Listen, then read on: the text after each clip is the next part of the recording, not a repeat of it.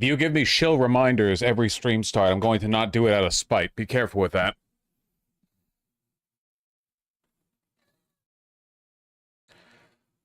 A lot of people complaining about how iDubbbz isn't making the kind of edgy content he used to. You know what people need to realize, okay? The people who are mad at iDubbbz for not making that kind of edgy comment are, like... I just imagine them as, like, pot-bellied late millennials who grew up on that shit, and because they never grew up, like, as people, they fail to realize that shit is not even edgy anymore. It's not even, like, funny. Like, that style of... It's, like, Newgrounds tier. I mean, it's so out of date now. Ah, dude, say slurs. Okay, like, it's just so outdated, you know?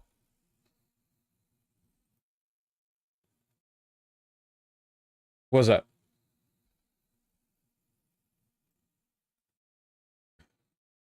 We got a gosh darn debate going on today.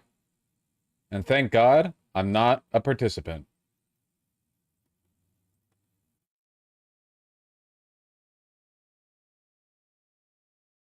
He's putting it out, man. How's your back? Actually, huge improvement since yesterday.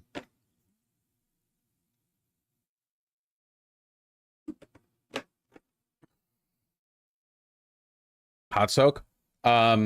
Heating pad and muscle relaxants, which have been doing wonders.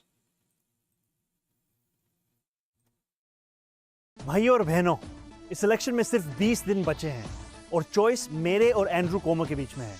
अगर आप पहली बार election के बारे में जान रहे हैं, तो ये है जो एंड्रू कोमो ऑफर कर रहा है। आज मेरे पास बिल्डिंगें हैं, प्रॉपर्टी है, बैंक बैलेंस है, बंगला है, गाड़ी है, क्या है तुम्हारे पास? Oh my God.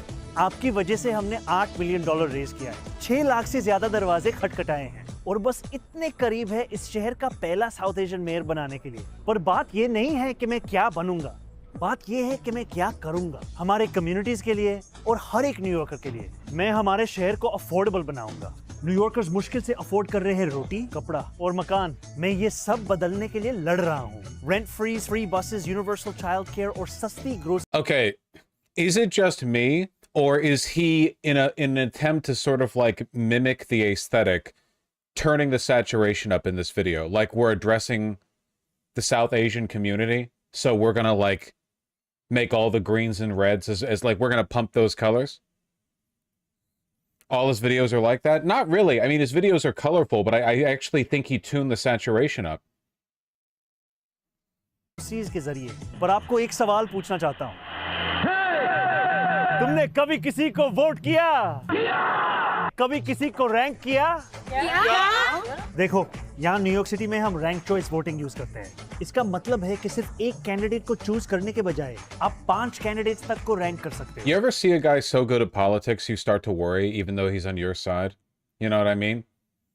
I feel it's like you're like, hold on a second. Slow down a bit, buddy. अपनी पसंद के हिसाब से सोचिए, ये 5 लस्सियां कैंडिडेट्स हैं और मैं ये वाला हूँ। ये सिस्टम ऐसे काम करता है। सबसे पहले फर्स्ट चॉइस वोट्स काउंट होते हैं। जिस कैंडिडेट के वोट सबसे कम होते हैं उसे हटा दिया जाता है। लेकिन अगर वो आपका पहला चॉइस था तो आपका वोट खत्म नहीं होता। Of course, he's going with one of those drinks you can get at like a Thai restaurant. ये प्रोसेस तब तक Vietnamese or चलता है something. जब तक किसी कैंडिडेट के पास आधे से ज्यादा वोट्स ना हो जाएंगे। आप जितने ज्यादा लोगों को रैंक करते हो, उतनी ज्यादा आपकी बैलेट और आवाज में ताकत होती है। इसलिए मैं चाहता हूं कि आप मुझे, ज़ोहरान ममदानी को, अपने बैलेट पे पहले नंबर पे रैंक कीजिए। और सिर्फ मुझे नहीं, बाकी बैलेट भी जरूर भरना। ये 3 दूसरे कैंडिडेट्स हैं जिनको आप रैंक कीजिए।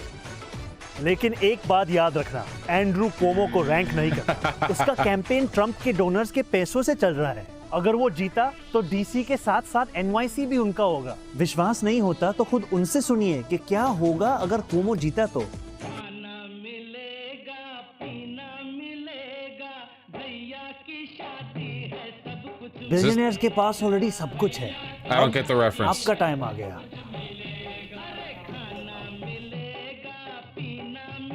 He's insane, man. Genuinely, like the generational talent. It's not for us. Yeah, so it's a big world, you know. None of these political adverts are for me because, like, very rarely do they cater to the specific like micro niche gaming. Listen, okay? Where's the candidate who will pledge to force Team Cherry to release Silksong? Okay? That's what I want. Until Cuomo releases an advert of him with like a fire axe breaking down the front door of Team Cherry Studios, it's not for me.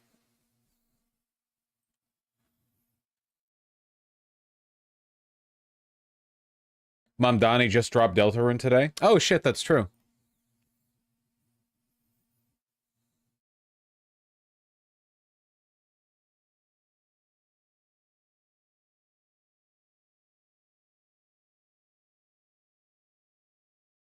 I don't know, man.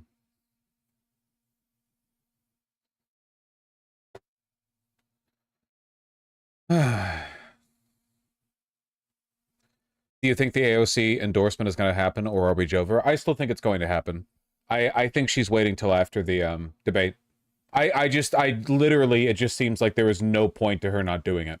But again, if she doesn't, like, I'll be furious. So that's like, I'm not saying it's impossible that she doesn't. I'm just saying, like, you know, I think it's more likely that she does than doesn't. And I think most people believe that too. There's been a lot of like really cynical rumor milling on social media. I saw somebody post with, of course, just totally made up, like no citations, no reference or anything, saying that people in the AOC staffer group chat are saying that it would be a good test of character for Mamdani to win without AOC's endorsement, which like people believed.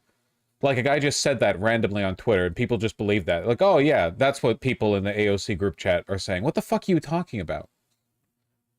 Good for his character?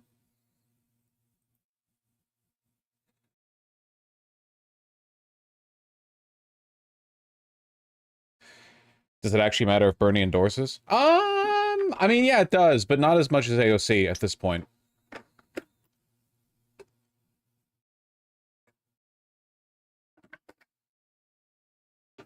It's weird to think about, but in the context of this election, because it's New York City specific, AOC probably does actually have more clout than Bernie Sanders with the endorsement.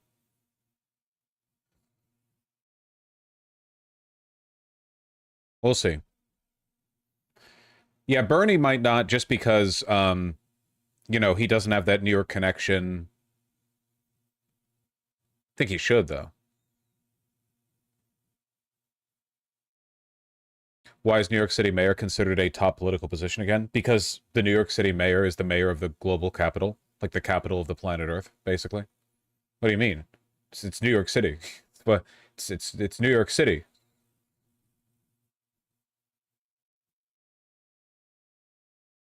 Yeah, but what does it lead on to? The last governor of New York State is now running as mayor of New York City. Like, it's new. You can stop there if you want. Being mayor of New York City is a pretty big deal. You're effectively more influential than like most governors, you know? Like, I think most people care more about the mayor of New York City than the governor of New York State.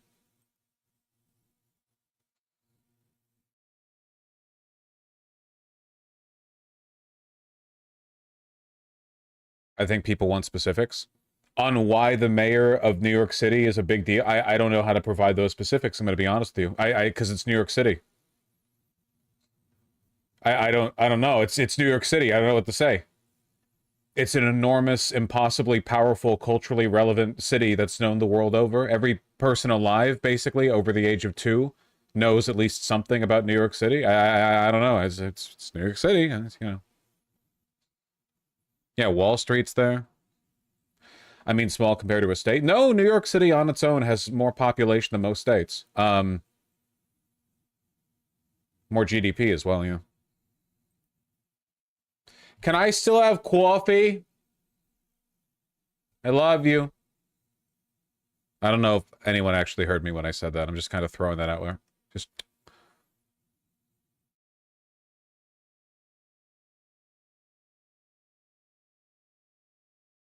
yeah, I've been home. I've been home alone for like years. Do you think Cuomo will be a good debater? No, he's not that charismatic. It's all name recognition shit. He's not running a good campaign at all.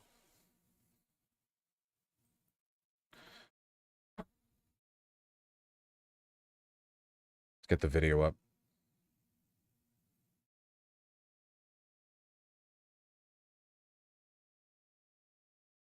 Give me the live feed. This isn't the live feed, but we can intro with it. 9 of the Democratic candidates for mayor will face off this evening in the race's first onstage debate. And it's happening as two leading candidates are pushing back against some sharp attacks. Elijah Westbrook is live from City Hall in Lower Manhattan with more of what we can expect. Elijah. That's right. Good morning to you, Mary and Chris. And we are hours away at this point from the first Democratic mayoral primary debate. We know that it's scheduled for 7 p.m. tonight. And as you mentioned, all 9 candidates will be on that stage debating, vying for votes. With less than 3 weeks to go to the primary, things are starting to heat up. The latest polls show the leading contenders are Andrew Cuomo and Zoran Mamdani. Starting with Cuomo, political experts say his first-place position in every poll has made him target number 1 for everyone else who wants to be mayor, including Eric Adams. The mayor on Tuesday referred to a laundry list of bills signed into law by Cuomo when he was governor, including bail reform and benefit changes for city workers. Cuomo's team responded saying at least Adams is not in the middle of a federal corruption trial, adding, quote, which is exactly what would be happening right now if he didn't sell out the city to Trump. Moving on to Zoran Mamdani. He's running second in the polls and is involved in what appears to be an ugly back and forth with Republican Councilwoman Vicky Palladino, who took to social media. It's not an ugly back and forth. This New York City councilwoman has been calling for him to be deported. You can tell by her greasy spray tan, she's one of the MAGA types. She's basically just been saying, like, deport him, he's brown, deport him. Not really a nasty back and forth. In fact, I think phrasing it like that is journalistic malpractice, but, you know, I'll probably be complaining about that a lot. To call him, quote, a radical leftist who hates everything about the country. What about the calls to deport him? Even though he's, you know, a citizen. She even went as far as to say he should be deported. Okay, all right, okay, we mentioned it. That's good. Mamdani responded and said Palladino's words are reminiscent of what Donald Trump did to Barack Obama, and it shows the same, quote, poison, as he describes it. The other candidates... What a nasty back and forth. Much in the same way that, like, a guy running into an alley and stabbing a woman to death is like a nasty back and forth, you know? There was, like, an altercation between two people, you know? We're not gonna, like, assign any moral blame here. Running in the Democratic primary include Adrian Adams, Michael Blake, Brad Lander, Zelnor Myrie, Jessica Ramos, Scott Stringer, and Whitney Tilson. And back out here live, just keep in mind that Mayor Eric Adams will not be in attendance at tonight's debate, and that's because he is running as an independent. This is a Democratic-only debate. Again, the action kicks off at 7 p.m. We're live right now from City Hall. Elijah Westbrook, CBS News, New York. Elijah, thank you. Was that Republican a Hell's Angel? No, isn't that Republican a, he's, I think Siobhan had likes him possibly still. Isn't he like, one of those red-brown types?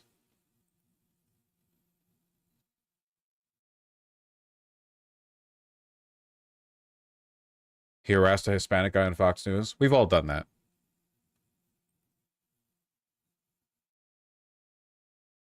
Democratic mayoral debate is tonight with 9 candidates on the stage. Should be a big night. A lot is at stake with the primary just He's not red brown at all. I might be thinking of somebody else then.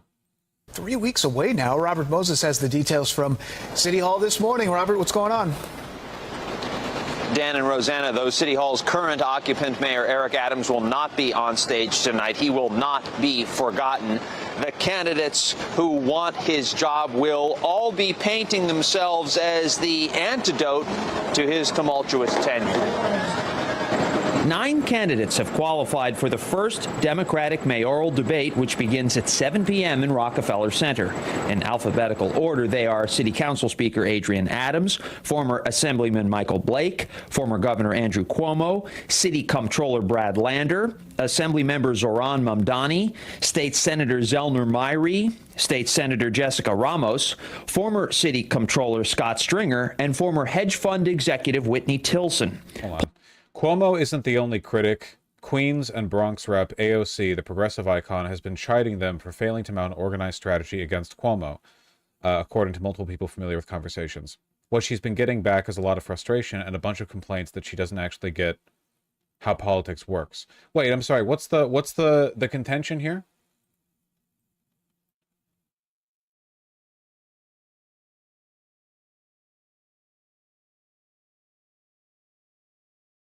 I'd feel as arguing the left wing there's probably too much mess to run one of the largest, most complex municipal governments in the world. Okay, so AOC is annoyed that other people in this race haven't been like telling their supporters to not rank Cuomo.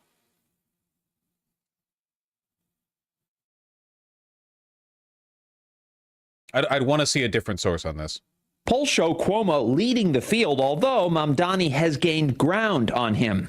In a new interview, Cuomo told the New York Times, "If I had to do it again, I wouldn't have resigned." At the Yeah, Cuomo should go bottom. No, you just shouldn't rank Cuomo, no matter what.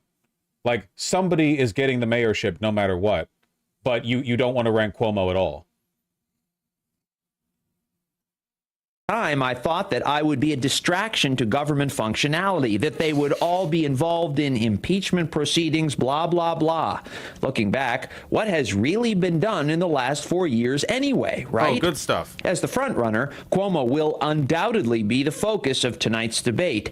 His challengers will likely hit him hard on the sexual harassment allegations that forced him from office and his decision to send COVID patients to nursing homes. Cuomo could also be asked, I mean, yeah, those were pretty bad, to explain why he has changed his stance on congestion pricing. He told the Times that he supports it, even though last year he wrote an op-ed in the Post opposing it after signing it into law in 2019. Wow, incredible. He signed it into law because it's an obviously good idea, and then he opposed it at the last second because it was like a progressive, moderate niche issue that progressives took the other side on. And then, now that it's actually popular, he's siding with it again. Incredible. Believes absolutely nothing. Literally, just at any moment, any position he has can be fucking contingent on the political wind shifting. MAMDANI is a democratic socialist who was born in Uganda, has lived in New York City since age 7, and became a naturalized citizen in 2018. Earlier this week, Republican City Councilwoman Vicky Palladino called for his deportation. I hate that this fucking retard can get, like, coverage by the press for just being, like, another Facebook MAGA troll. You know what I mean? Like, indistinguishably, like indistinguishable from the average dipshit Trump supporter, just happens to be a city councilwoman. You know, like, yeah, breaking, fucking retard says something retarded, you know? It's like, no indictment at all of this? It's frankly disgusting to see the kind of rhetoric that has been normalized in this city and in this country. Cuomo said of Palladino's remarks that the Republican answer to everything, including the common cold, is deportation, and it has to stop. Mayor Eric Adams, who is running as an independent and will not participate in tonight's debate, was also asked about her comments. I think all of us could tone down the rhetoric. All of us. Okay, gotcha. Well, you can't expect Eric Adams to condemn anything Trump adjacent. He is literally in the pocket of the DOJ. No studio audience for tonight's debate, so it will just be the moderators and the candidates there on hand. There will be another Democratic mayoral debate 1 week from tomorrow. Early voting starts 1 week from Saturday. Live at City Hall this morning, Rosanna and Dan, back to you. Robert, thank you so much. Wear a tie, you slob. Holy shit, we're only 11 minutes away. Oh my god, we're getting there. Just like watching the opening coverage because you get all these, like, snippets.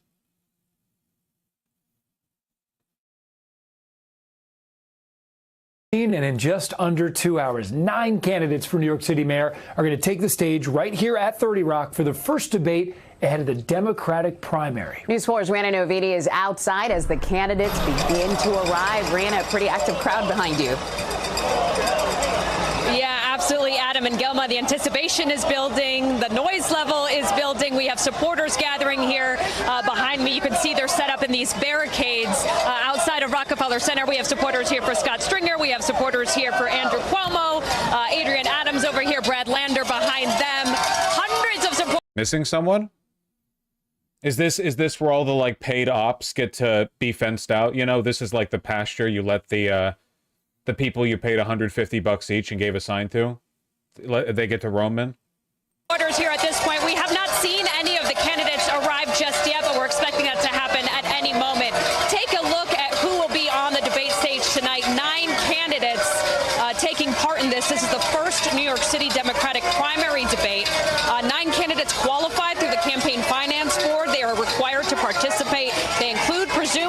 decent odds, by the way, because there are 9 people here, that some of the people, like, it part of it's a crabs in a bucket thing, and part of it's they got paid off. But I guarantee you, a lot of shots are going to be coming out at Mamdani.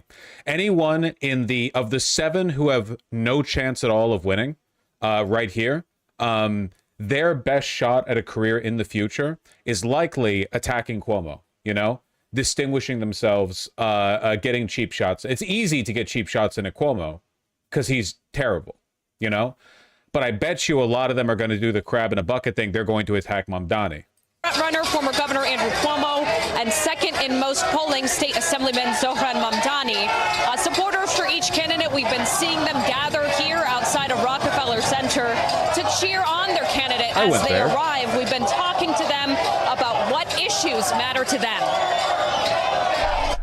Look at how like sincere and enthusiastic these Cuomo supporters are. Just dangling the sign off your limp wrist, you know. Yep. Get it in for the camera, mate. You know, don't want our bosses to see us slacking on the job. Housing and affordability is a huge issue. The rise of anti-Semitism is huge. It's on a lot of people's minds. Safety, homelessness, what's happening on the subways. Public safety is What's happening on the subways, out of curiosity? Would you like to clarify that statement a little? very important in our city. With the administration in D.C. taking a lot of money away from resources from our communities through nonprofits and things like that, we need a mayor that's going to stand up to people. Security, resources, public safety, and also education is paramount. The debate format, it kicks off at 7 p.m. It will be broadcast live. There is no live studio audience, no opening or closing statements from the candidates. Candidates will have 1 minute to answer most questions, 30 seconds for a rebuttal at the moderator's discretion. Microphones can be muted if the candidates ignore time rules or warnings. As we bring you back out live here, again, live outside of Rockefeller Center, we are seeing hundreds of supporters for these candidates arriving. We are waiting for the candidates themselves to start arriving in the building. For now, reporting live outside Rockefeller Center, Rana Novini, News 4 New York. Rana, thank you. And for a closer look at what will happen on the stage, let's head over to the debate studio. David Ushery is there, and he will be one of the moderators. Nice. Debate night is here at 7 o'clock. We will be here in our studios for 2 hours, and I want to give you a sense of it as you look overhead because it'll be pretty crowded. We have 9 candidates, all of them required to be here because they participated in the city's campaign finance system. So the Campaign Finance Board requires them to be here. It'll be the first time all of the leading Democratic candidates for mayor will be on stage together to debate. Joining me will be Melissa Russo, our government affairs reporter, of course, who's been covering them on the trail. Sally Goldenberg's an editor at Politico, also covering them, and Rosarina Breton, an anchor at Telemundo 47, also reporting on the candidates and the issues. We spent a lot of time thinking about the questions that we put together, trying to cover a lot of topics important to New Yorkers. And this, you ready for them to bring up like the attack in Colorado?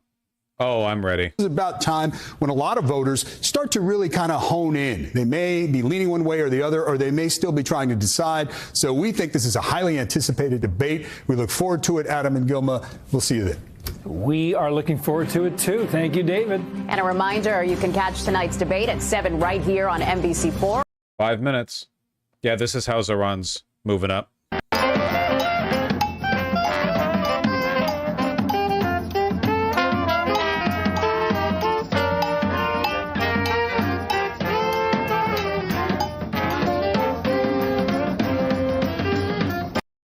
I don't think any of those people were paid to be there.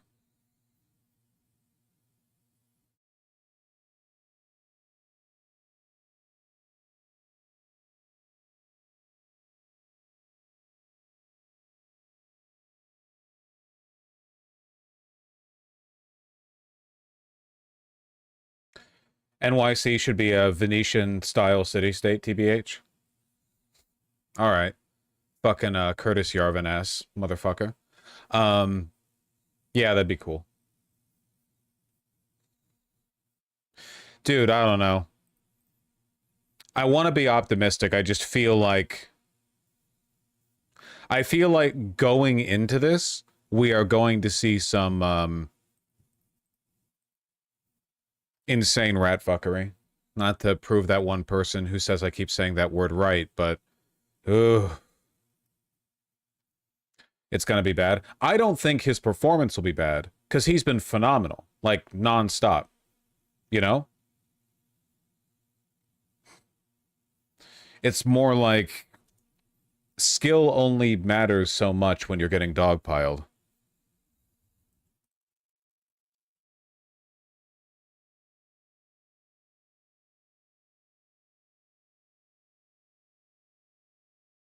Gotta believe in him, though. Yeah. Thank you. I got coffee. Thank you very much.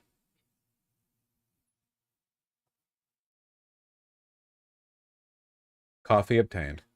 Like what happened to Bernie? Yeah, to an extent. I feel like for the most part, at least there was a decent chunk of time in 2016 where I felt like Bernie wasn't taken seriously enough to get that kind of like organized condemnation, you know? I do remember, dude, especially with Elizabeth Warren, though there were a few points in 2020 where like it was so obvious that everyone beforehand, if it wasn't they had explicitly talked about dogpiling, it was that they had there had been like an unspoken agreement to like, okay, we know who we need to kind of dogpile, basically.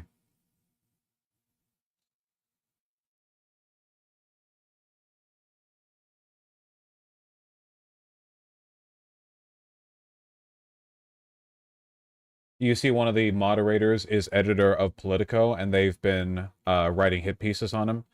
No, actually, I did not see that, but that follows, yeah.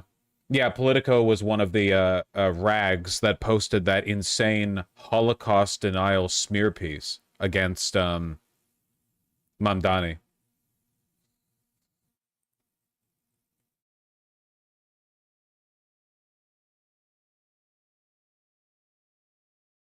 Link it? I don't know, Google Politico Mamdani. I'm trying to find a live feed that's been set up.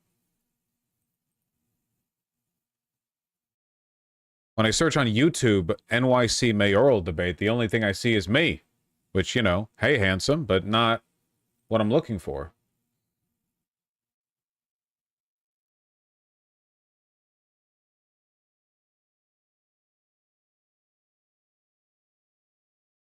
Politico has been exceptionally mobilized against Mamdani. Why so? Is the owner of Politico an evangelical? You don't have to be an evangelical to hate Mamdani. Really, the people most set to hate him are liberals. How's your back feeling? Pretty good, actually. I need to not slouch, though. Or I need to not, like, hunch. I was hunching right there. I need to sit like this with proper posture.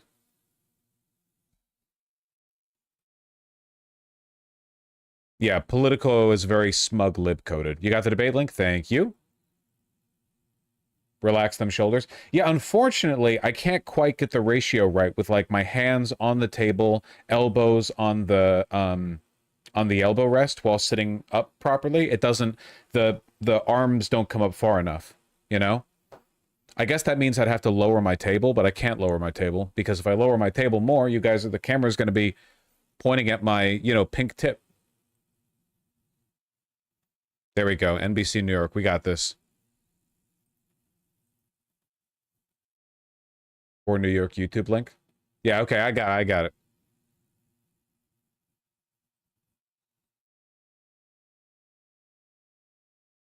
You need adjustable monitor mounts? I have those, don't worry.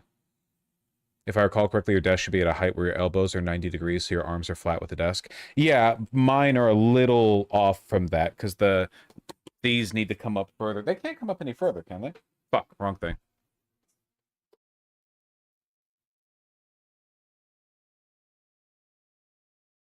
Oh, they can. Okay, for some reason I thought I had them on the highest setting. Hold on.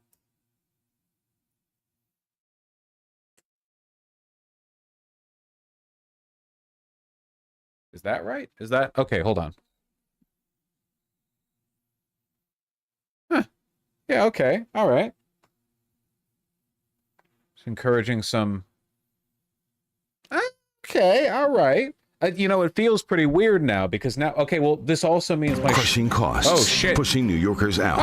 Crime concerns from the subways to the streets. Fears of deportation in a city built by immigrants. the greatest city in the world at a tipping point, with challenges from Washington Heights to Washington, D.C. Who will lead the way is the city's next mayor? Live from Rockefeller Center, the first Democratic primary debate for New York City mayor with City Council Speaker Adrian Adams, former State Assemblyman Michael Blake, former Governor Andrew Cuomo, City Comptroller Brad Lander, State Assemblyman Zohran Mamdani, State Senator Zelnor Myrie, State Senator Jessica Ramos, former Comptroller Scott Stringer, and former hedge fund manager Whitney Tilson. Sponsored by News 4 New York, Telemundo 47, Politico, I feel like my the New shoulder's York City hunched now. Campaign Finance Board, and NYC Votes. Here now, News 4 New York anchor David Ushery. Good evening, everyone, from 30 Rock, and welcome to the first Democratic primary debate for New York City mayor. I'm joined by my colleague, News 4 Government Affairs reporter Melissa Russo, Sally Goldenberg, senior New York editor for Politico, and Telemundo 47 anchor Rosarena Breton. This is a 2-hour debate live on all NBC New York and Telemundo 47 streaming and digital platforms. Politico.com, Telexitos, My and shoulders look YouTube. weird. This first hour also I live think on this is Channel fine. 4. The leading Democratic contenders are here tonight. Their positions on stage Yeah, were they do. chosen by random drawing. Few rules for the candidates. For traditional question and answer, you'll have 1 minute to respond, and we'll offer 30-second rebuttals at the moderator's discretion. We'll also be asking some questions where we're looking for shorter answers. A lot of ground we want to cover, candidates. And we also reserve the right to cut off your microphone if you ignore the rules. But, of course, we don't want to do that. The goal is here for you to hear each other. Let's and for New Yorkers to hear go. everything you have to say. Good luck to you all. We'll begin with Melissa Russo. Thank you, David. Good evening, everyone. It's good to have you. We're going to begin tonight with the issue that worth the effort, polls King show George. is Or number King one George. for New Yorkers, and that is affordability. The cost of everything is squeezing residents in our city. New housing can take years to build, and we'll get to your plans on that a little bit later in the debate. But right now, we're interested in how you would help residents immediately. So what's your one big idea to make the city more affordable now, and how will you pay for it? It's We'll not about begin with Israel. you, Ms. Adams. Thank you so much. Thank you for having me this evening. You know, I'm actually the only candidate on this stage who is actually doing the work already. We have a housing plan already. I have built and delivered 120,000 new units of housing. And now with the new proposal that we have in front of us, we have over 80,000 new units of housing that will be coming up and will be affordable to the people of the city of New York. New York is not affordable. I'm a mother, a grandmother, and I want my children to stay here, just like real New Yorkers want their children to stay here. Thank you, Ms. Adams. I should remind everyone, this is a 30-second answer. We'll go to you next, Mr. Lander. Eric Adams. Thank you, Melissa. Good evening, Congratulations everyone. on your I'm transition. Brad Lander. I'm the New York City Controller. I'm a lifelong affordable housing activist, and I'm a proud Brooklyn dad. Tonight, I'll show you that I'm the only one in this race with the progressive values to make this city more affordable, with the public integrity to sweep away the corruption of Eric Adams and Andrew Cuomo, and with the proven management experience, having already delivered over 50,000 affordable homes to actually deliver on my promises. I'll get 500,000 homes built over the next 10 years. This guy's okay. Okay, we're going to move on to Ms. Ramos. I want to remind everyone the question is, what is your one big idea to make the city more affordable now, and how will you pay for it? 30 seconds, Ms. Ramos. Thank you, Melissa. Good evening. Buenas noches to everyone watching at home. Thank you so much for holding this forum. Affordability has been top of mind for New Yorkers since before the pandemic, but the pandemic only exacerbated the conditions for New Yorkers. This is why I set out as chair of the Labor Committee in the New York State Senate to raise the minimum wage, to tie it to inflation, and I'm proud to be the last person to have done that. I'm the only person on this stage tonight who has already had a desk at the mayor's office, and this is why I know that the first thing I want to do on day one is enact a mental health emergency so that we can keep our streets safe. Okay, Ms. Ramos. Mr. Myrie, your big idea. I haven't heard many big ideas yet, so if you can answer the question, please, in 30 seconds. Your big idea to make the city more affordable now. Well, the last and how will one you pay kind for of it? did. Thank you, Melissa. I don't have one big idea. I have three. I want to deliver 1 million homes over the next 10 years. I want universal after school for every kid in this city from age 3 to grade 12. And I want to extend pre-K and 3K past 2:30 p.m. to 6 p.m. My parents came here 50 years ago, worked in factories to put food on the table, where union members sent me to public schools, and that's how I became a state senator and why I'm standing on this stage tonight. That same opportunity needs to be restored for so many New Yorkers, and that is why new leadership is needed, not the leaders of the past that caused the problem. Thank you, Mr. Myrie. Mr. Cuomo. Thank you. Thank you very much. And thank WNBC and Telemundo for hosting today in Buenos noches. I'm running for mayor because I think the city is in real trouble. I think we have a management crisis between the Adams and Lander administration. I think we have a fiscal crisis where the city is actually spending more every year than it is taking in. And I think we have a societal crisis where we have division and hate. On affordability, raise the minimum wage, put more money in people's pocket, more child care, after-school care, and then, of course, build affordable housing. I was the HUD secretary. I know how to do it. Very good. Thank you. I'm turning it over to Rosarina. Thank you, Melissa. Bienvenidos a todos. Thank you so much for being here tonight. We're going to ask the same question again, but please listen carefully. You have 30 seconds to answer. What is your one big idea to make the city more affordable now, and how will you pay for it? Again, 30 seconds. Mr. Chilson. Yeah, thank you for having me. Now it may take a couple of years, but I think we need to address the housing crisis. Most of the people on this stage have called to freeze the rent, but I want to go one better. I think we need to drop rents by 20% by unleashing the private sector to build a lot more housing. This isn't pie in the sky. New York did this 100 years ago. Austin has done it just in the past 3 years. So the key is, though, is to ease the zoning restrictions and all the other regulations that are tying Thank you, Mr. private sector. Thank you very much, Mr. Mamdani. Deregulation, private industry. Thank you so much for having me. We are live here in the most expensive city in the United States of America. 1 in 4 New Yorkers are living in poverty. And I am running to be your next mayor to make this city affordable. I will do so by freezing the rent for more than 2 million rent-stabilized tenants, by making the slowest buses in the country fast and free, and by delivering universal childcare.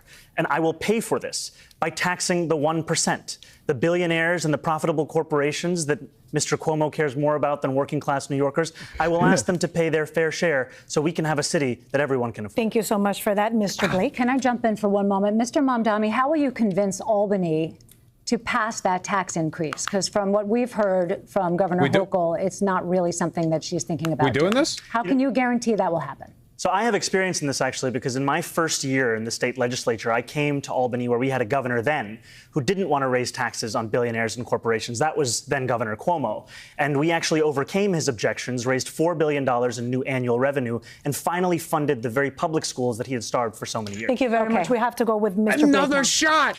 He's As jabbing. a South Bronx native family of Jamaican immigrants, the way we actually address affordability is by ending credit scores and increasing income limits for housing applications and having universal child care that is happening not just after school, but throughout the weekends.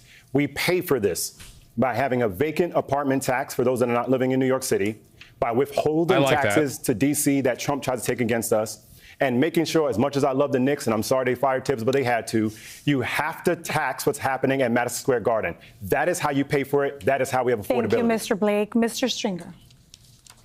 I want to actually put forth a program that can get done for young families and for the people who built this city. And it's very simple.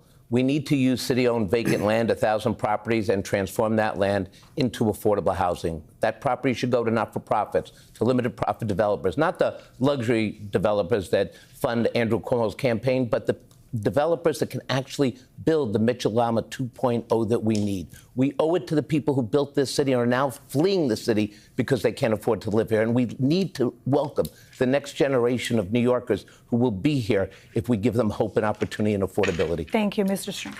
Sally Golden. Thank you. Now let's turn to President Trump, who looms large over the city, given his proposed funding cuts and his interest in hometown affairs. Get it? Because of the tower? Democrats say they want a mayor who will stand up to him. Mr. Cuomo, you've branded the president a bully. Mr. Stringer, you called him a schmuck. And Mr. Lander, you put his name on a car and crushed it in a TV ad. But voters want to know how you will actually deal with the president if you are elected mayor. We have questions for each of you, and you'll all have 1 minute to answer. Mr. Cuomo, we'll start with you. You have experience collaborating and battling the president. Currently, his Justice Department is investigating you, following a criminal referral from Congress alleging you lied during testimony about your involvement in a report that undercounted nursing home deaths during COVID. Okay. With that probe underway, how do you ensure voters that you would not be compromised in your dealings with the president? Holy if you were shit, elected good question. Yeah. Well, this is what Mr. Trump does, right? He started an investigation against me, against Kathy Hochul, against Senator Chuck Schumer, against Hillary Clinton. This is one of his tactics. I know how to deal with Donald Trump because I've dealt with him before.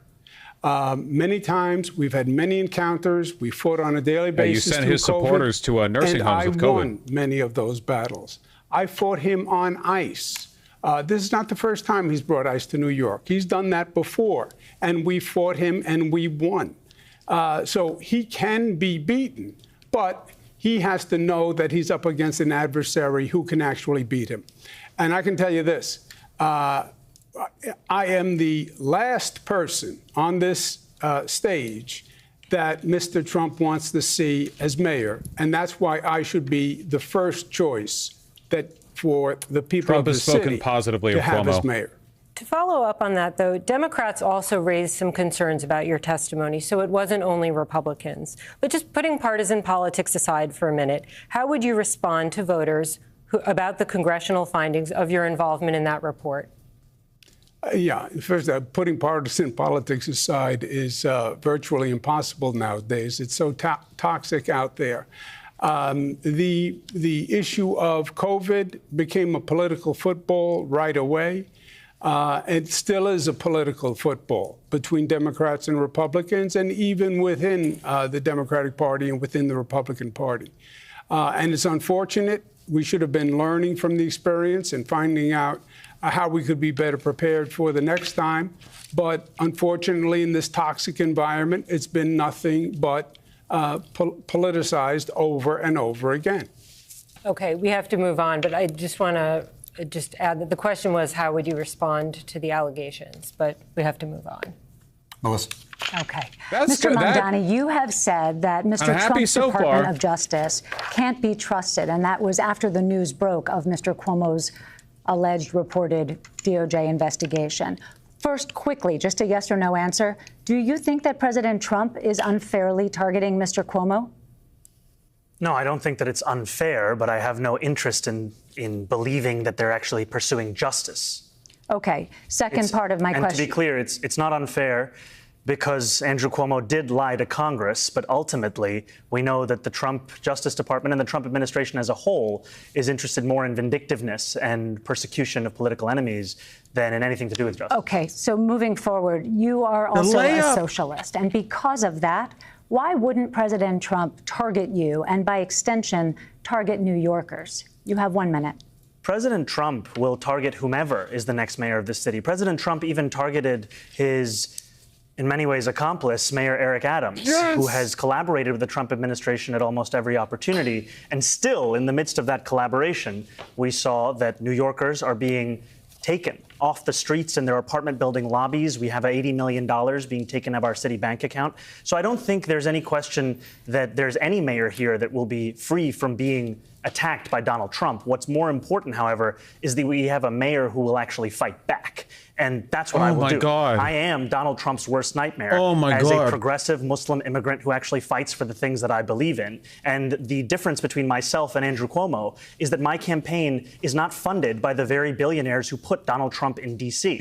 I don't have to pick up the phone from Bill Ackman or Ken Langone. I have to pick up the phone for the more than 20,000 New Yorkers who contributed an average donation of about $80 to break fundraising records and put our campaign in second place. Okay, Mr. Cuomo, you want to respond to that? Yeah, please. No, I don't, actually. Mr. Mamdani is very good on Twitter and with videos, but he actually produces nothing for him to accuse me of lying.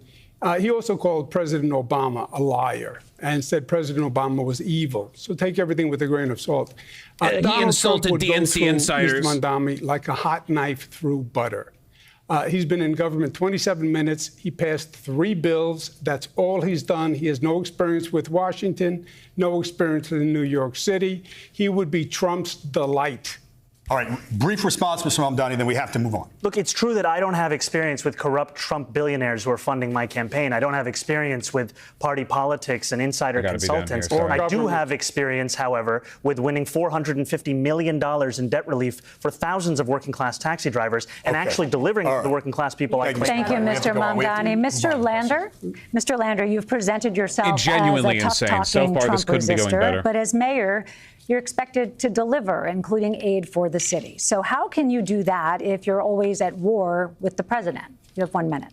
Look, when Donald Trump and Elon Musk stole that $80 million from New York City's bank account, I uncovered it, I rang the alarm bell, and I forced the mayor into court to get it back. You stand up and fight. You go into court when you are in the right. 1 week after he was elected, I became the first financial officer anywhere in the country to lay out where all that federal money comes into our budget with a really concrete plans for how we put money in reserve so we'll be able to respond. But look, with all the corruption that's in Washington, we can't have corruption here in New York City as well. It's not only that Andrew Cuomo lied to Congress, which is perjury, he also lied to the grieving families whose loved ones he sent into those nursing homes to protect his $5 million book deal. That's corrupt. That's what I crushed in that junkyard. So when I'm mayor, I will stand up to Donald Trump. I will make sure that we've got a budget that's ready. So when they come for our Medicaid, we've got an independent authority ready to keep providing reproductive health care, housing, and education for Mr. all. Cuomo, would you like to respond? Yeah, please. Mr. Lander is a little loose with the facts. If he wants to talk about the facts on nursing homes, we'll talk about the facts. He's just parroting Trump's allegations, I said it long before he which were actually did. disproven by the federal government now. Which ones are you talking about specifically? In terms of the rate of deaths in nursing homes, New York is number 38 out of 50. Number 38. Only 12 states had a lower rate of death. This is a really good hill to which is die on. really something when you consider that we had it first and worse than anyone else. And when it comes to corruption, Mr. Lander knows corruption because his office approved $500,000 of contracts to organizations associated with his wife, which he said his deputy I would really just like to clear even though the deputy reported to him. I would just like to clear one thing up, It's Mr. part Cuomo. of the corruption of the city. It's a lie, and you know it. Every word. Lies I hear all the you. time. But the question is whether or not it's political and whether or not your congressional testimony was truthful. Were you, now that you've had time to reflect, involved in producing that report that undercounted those nursing home deaths? Oh, there was no doubt that my administration produced the report, and it did not undercount the deaths. Okay, but you're still saying you were not involved in producing it. It's very clear. That's the Trump line, the MAGA line, right? Because this was during the Trump reelection. Okay. The New York reports always counted the number of deaths where they occurred, in a nursing home or in a hospital. Okay. Now that all the dust is clear. Okay, we have to move on, though. We have to give other people the chance. Everyone fucking hates him, dude. It's a very easy answer. All right, hold on, candidates. Did you lie if you're all to talking? Congress? All right. Will you acknowledge the deaths? Okay. I mean, it's a very black and white. Okay. Did you lie to Congress, or will you acknowledge the death? All right. 15,000. Literally, Cuomo's being a lightning rod. I genuinely think if Cuomo wasn't in this race, Mamdani would be getting the attacks. But because Cuomo's here, he's actually being the lightning rod. He's doing his job. People died, and he's Good still job, Cuomo. Keep it up. All right, here's a chance to answer the question as Melissa presented it. Yes. Mr. Cuomo. No, I told Congress the truth. No, we did not undercount any deaths. When they are all counted, we're Just keep number talking about this the 38 whole out of time. 50, It's Mamdani which I versus think, Cuomo, okay? shows If he that does compared poorly, to what Mamdani other wins. states went through, we had it first and worst, and that only 12 states had a lower rate of death. We should really be thanking the women and men who worked in those nursing homes and did an extraordinary very job. quick yes or no follow-up, if I may. Just the question is, were you involved in the producing of that report? It's just a yes or no question. I was very aware of the report. I spoke to it at press conferences.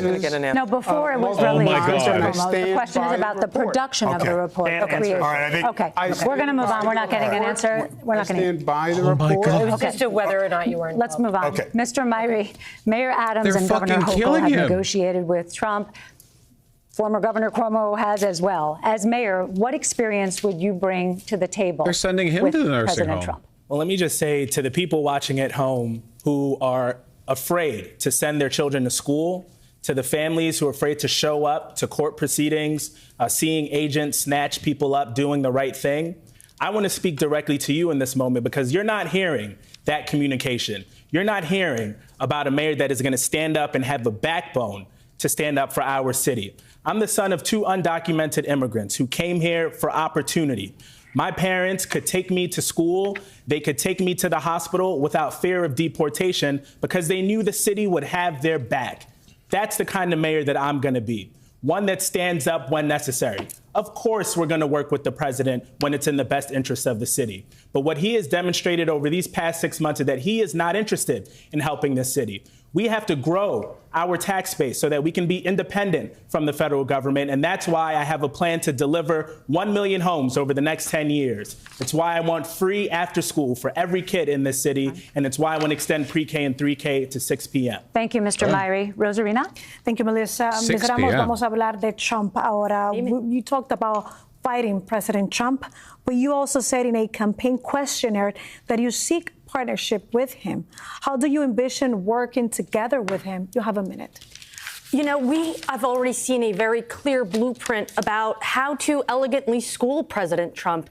And we saw it in Mexican President Claudia Sheinbaum and how she led on negotiating the tariff scandal with the president. And so I'm here to say that not only should my administration litigate to protect immigrants, to protect gender-affirming care, but we should be ready to withhold our federal taxes when Trump unlawfully takes away funding from the things that we need. We have to play chess, and we have to be smart, and our taxpayer dollars are our leverage.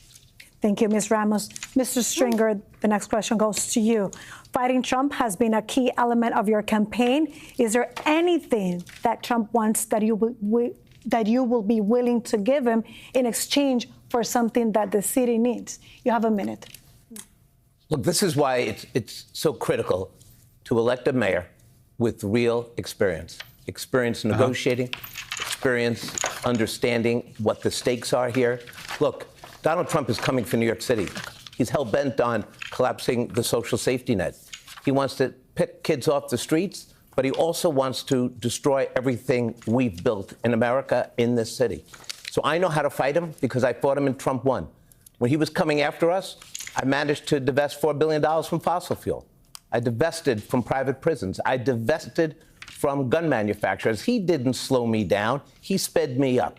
But right now, we need a mayor who's going to put aside $1 billion in a very, very rainy day fund. Social media people are posting clips at lightning speed. That the banks and the next controller come to the table and strategize about how we have a short-term plan to get the city to the congressional elections. No one has more experience in city government and knows how to do that than me. But Mr. Stringer, the question is, if he wants something in exchange, will you give it to him?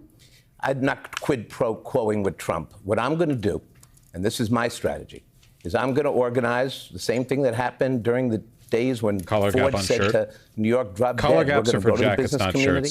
I'm going to go to our congressional leadership, Schumer and Jeffries. I'm going to organize this city and the city government to wage a fight in Washington to protect the epicenter of the national economy, which is New York City. Thank you very much. We're going to move on to Mr. Tilson now. And the question goes to you, saying you've been blasting Mr. Trump since 2016 when you call him El Diablo in Spanish, the devil, as mayor. How can you make a deal with him? We're talking about pact with the devil.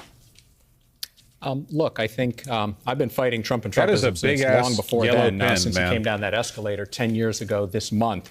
And but I do think we Democrats have to stop giving Trump gifts, like when we let solidarity ourselves be for the safe return of hostages taken by Hamas, with their terrorists defund the police nonsense and open borders, et cetera.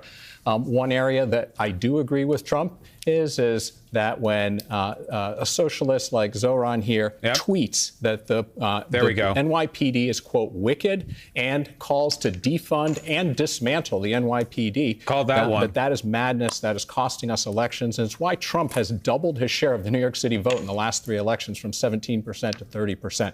We've got to move away from the far left and the socialism that's sinking our party and our city. Brief response, Mr. Mamdani. I want to be very clear. that police have a critical role to play in creating public safety.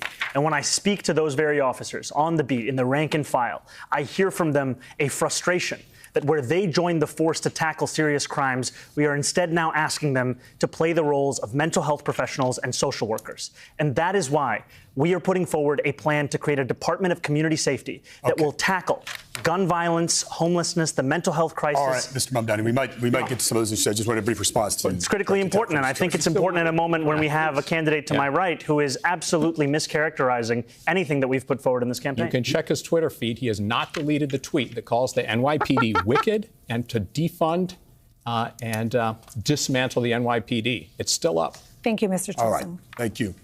Mr. Blake, those tweets. You often highlight your past roles in the Obama administration and in leadership of the National Democratic Party, which has since lost the White House and is struggling to regroup.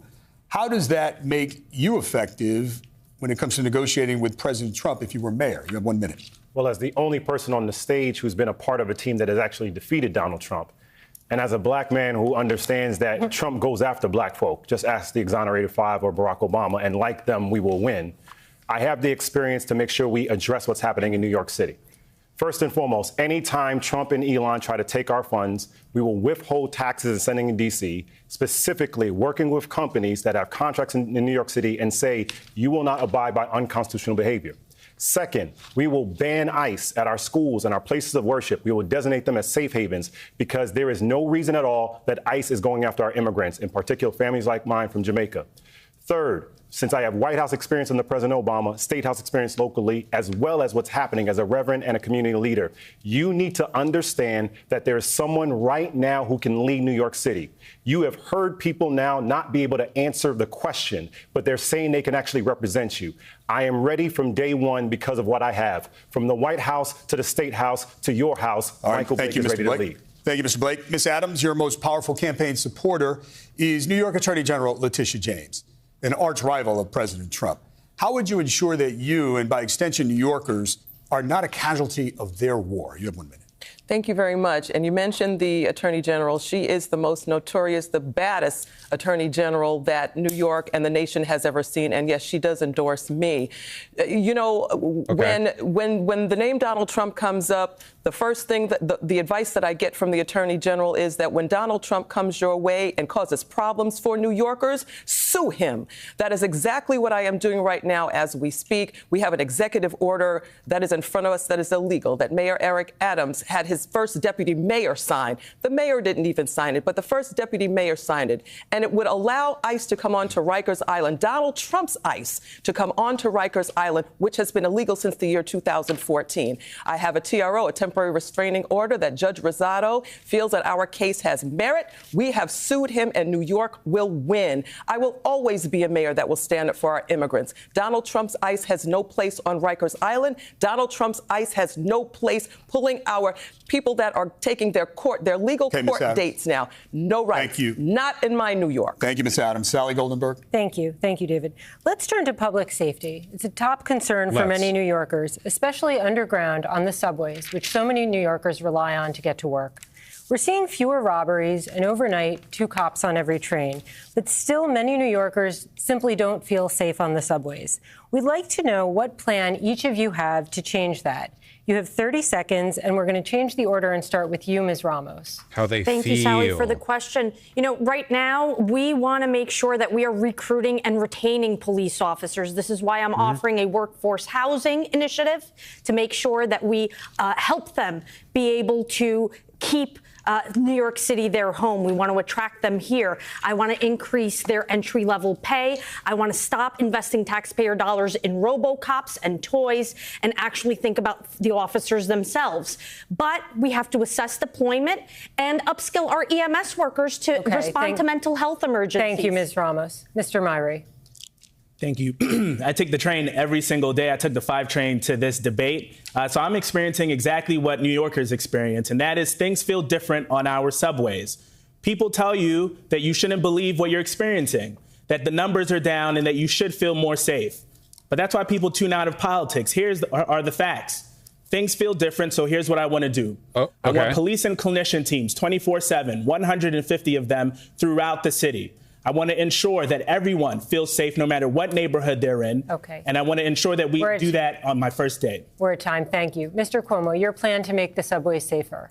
Yeah, part of it is we have to admit what we did wrong. The people on the stage, almost without exception, were all defund the police. MAMDANI dismantled the police, reduced the police by 3,000, $1 billion in overtime, and now they're calling for more police. We wouldn't need more police if we didn't defund them in the first place. I'm sorry, has NYPD actually been defunded? Did MAMDANI do that from the position of city councilor? Jesus fucking Christ. My first 30 days, I will take every homeless person off the trains and the subway stations liquidate and get them the help they need. We did it before, we can do it again. Thank you, Mr. When people talk about them feeling less safe, by the way, it's just homelessness. That's the only reason why. Homelessness is the most obvious, evident, like proximate feeling of criminality that people get. It has nothing to do with like actual rates of crime. I do agree that something needs to be done about the homeless people, right? Like, I don't know, reducing housing costs, halfway homes, blah, blah, blah. You know what I feel on that. But like, it is disingenuous to rope that in together with the crime problem. You have to be upfront about it, you know? Obviously, Cuomo's a fucking, you know, autocrat, police state lunatic. So he wouldn't actually do anything for the homeless people, but like have the police fucking, you know, knock them around all over the goddamn city. Like what they do in LA, in Seattle. We're going to fact check that he literally said defund the police himself when he was governor. All right. All right. We're coming around to you. This is the third time he's literally lied about everyone on stage. We'll get to this. We're coming around. We'll get to this. Are you saying you didn't say, Andrew, are you saying you didn't say defund the police? I never supported defund the police. Are you saying you never said defund the police? I never supported. Can you just answer the question? I used the words defund the police. Again, I said I don't support. So you just said everyone else did that, but you would not acknowledge. Mr. Cuomo, did you say? He did. All right, hold on, gentlemen. Did you say that it was a legitimate school of thought? Let us frame a question here. I think that Mr. Blake may be talking about something you said, which is that both are legitimate schools of thought. Defund or don't defund. And you gave it some legitimacy in public. I disagree with defund. Yes, you did. Yes. Okay. All right. Okay. And I'd still like to respond. We're coming around. We'll be coming around. We're coming around to everybody. Mr. Tilson. Yeah, I'm fully supportive of the increased police presence in the MTA. In fact, transit crime is down this year. It's gigantic Israel fucking flag. I shouldn't have to say this, but the key to reducing crime is fully staffed police that are out there enforcing the laws. And we need to make crime illegal. And this is now happening down. Holy shit. I never thought of that. Down on the subways, where they are starting to enforce the lower level crimes, the quality of life crimes, drinking, smoking, spreading out over the subway cars. Okay, and police are arresting more. And it turns out that 30% of the people they are arresting have criminal records of more than Okay, I'm sorry. We do have to move on. each. We're at time. Mr. Mamdani. In my Department of Community Safety, we are going to put together dedicated teams of mental health outreach workers who will be deployed to the top 100 subway stations with the highest levels of mental health crises and homelessness. We are actually going to address this in a manner that goes beyond the same ideas that we hear time and time again, recycled by the same politicians like Andrew Cuomo, who brought us to this point. And if we care about the police force, then we have to actually listen to police officers. They are leaving this force, 200 of them each month. And when you ask them why, it's because of the forced overtime. And part of the reason that is taking place is we're asking them to respond to every failure of the social safety net. Thank you, Mr. Blake. Just an unbelievable talent. You see how he's always looking directly into the camera too. He's cycling between the two cameras that he knows are like the close-up cameras. He knows which cameras are which, and he's looking between them because he doesn't know which one's actually live. People who don't feel safe are young women, mothers and grandmothers around Andrew Cuomo. That's the greatest threat to public safety in New York City. Now, specifically to your question, I have said very specifically, we need 1,000 mental health professionals on our subways and streets. And so therefore, you can have police then with body cameras on go do precision policing outside. The police will indicate they were not trained on addressing mental health. Let's utilize those persons who need the help immediately. If we take those steps, then we can also make it a point to help make sure everyone gets home alive. We're at time, Mr. Blake. We're going to move on to everybody, but I want to give Mr. Cuomo an opportunity to respond. Mr. Blake raised the issue of sexual harassment allegations. Okay, before we get into that, I just want to say, because I want my opinions on this known, obviously you need some police in a city, especially New York City. Oh my God, it's so big. You literally, like, obviously police are always going to be there, at least until we have like some kind of insane psychic future tech or whatever. I genuinely think if it's done well, MAMDANI's approach of, like, rather than just say more police, I want to talk to the police, is a very good, maybe even the best avenue for making police less Hitlerite, you know? Like, reaching police where they are and being like, listen, okay, I know you have a hard job, which is true, and I know that, like, you don't often feel like you get a chance to contribute to the safety of the city because you're too busy doing bullshit or dealing with, like, random incidents that have nothing to do with your job or whatever. I understand that. Like, here's what I want to do to build a more comprehensive plan of action. I think that line is about the best you can get from a non-activist perspective, from a political perspective. If you want to run and win, I think that's a really good way of doing it. Administration. Just if people who are watching at home have to be incredibly frustrated. They defunded the police. They reduced the number of police. They're now saying we we talking need more about sexual police. harassment allegations? We should have reduced them in the first place. And we need mental health experts to address the homeless, mentally ill.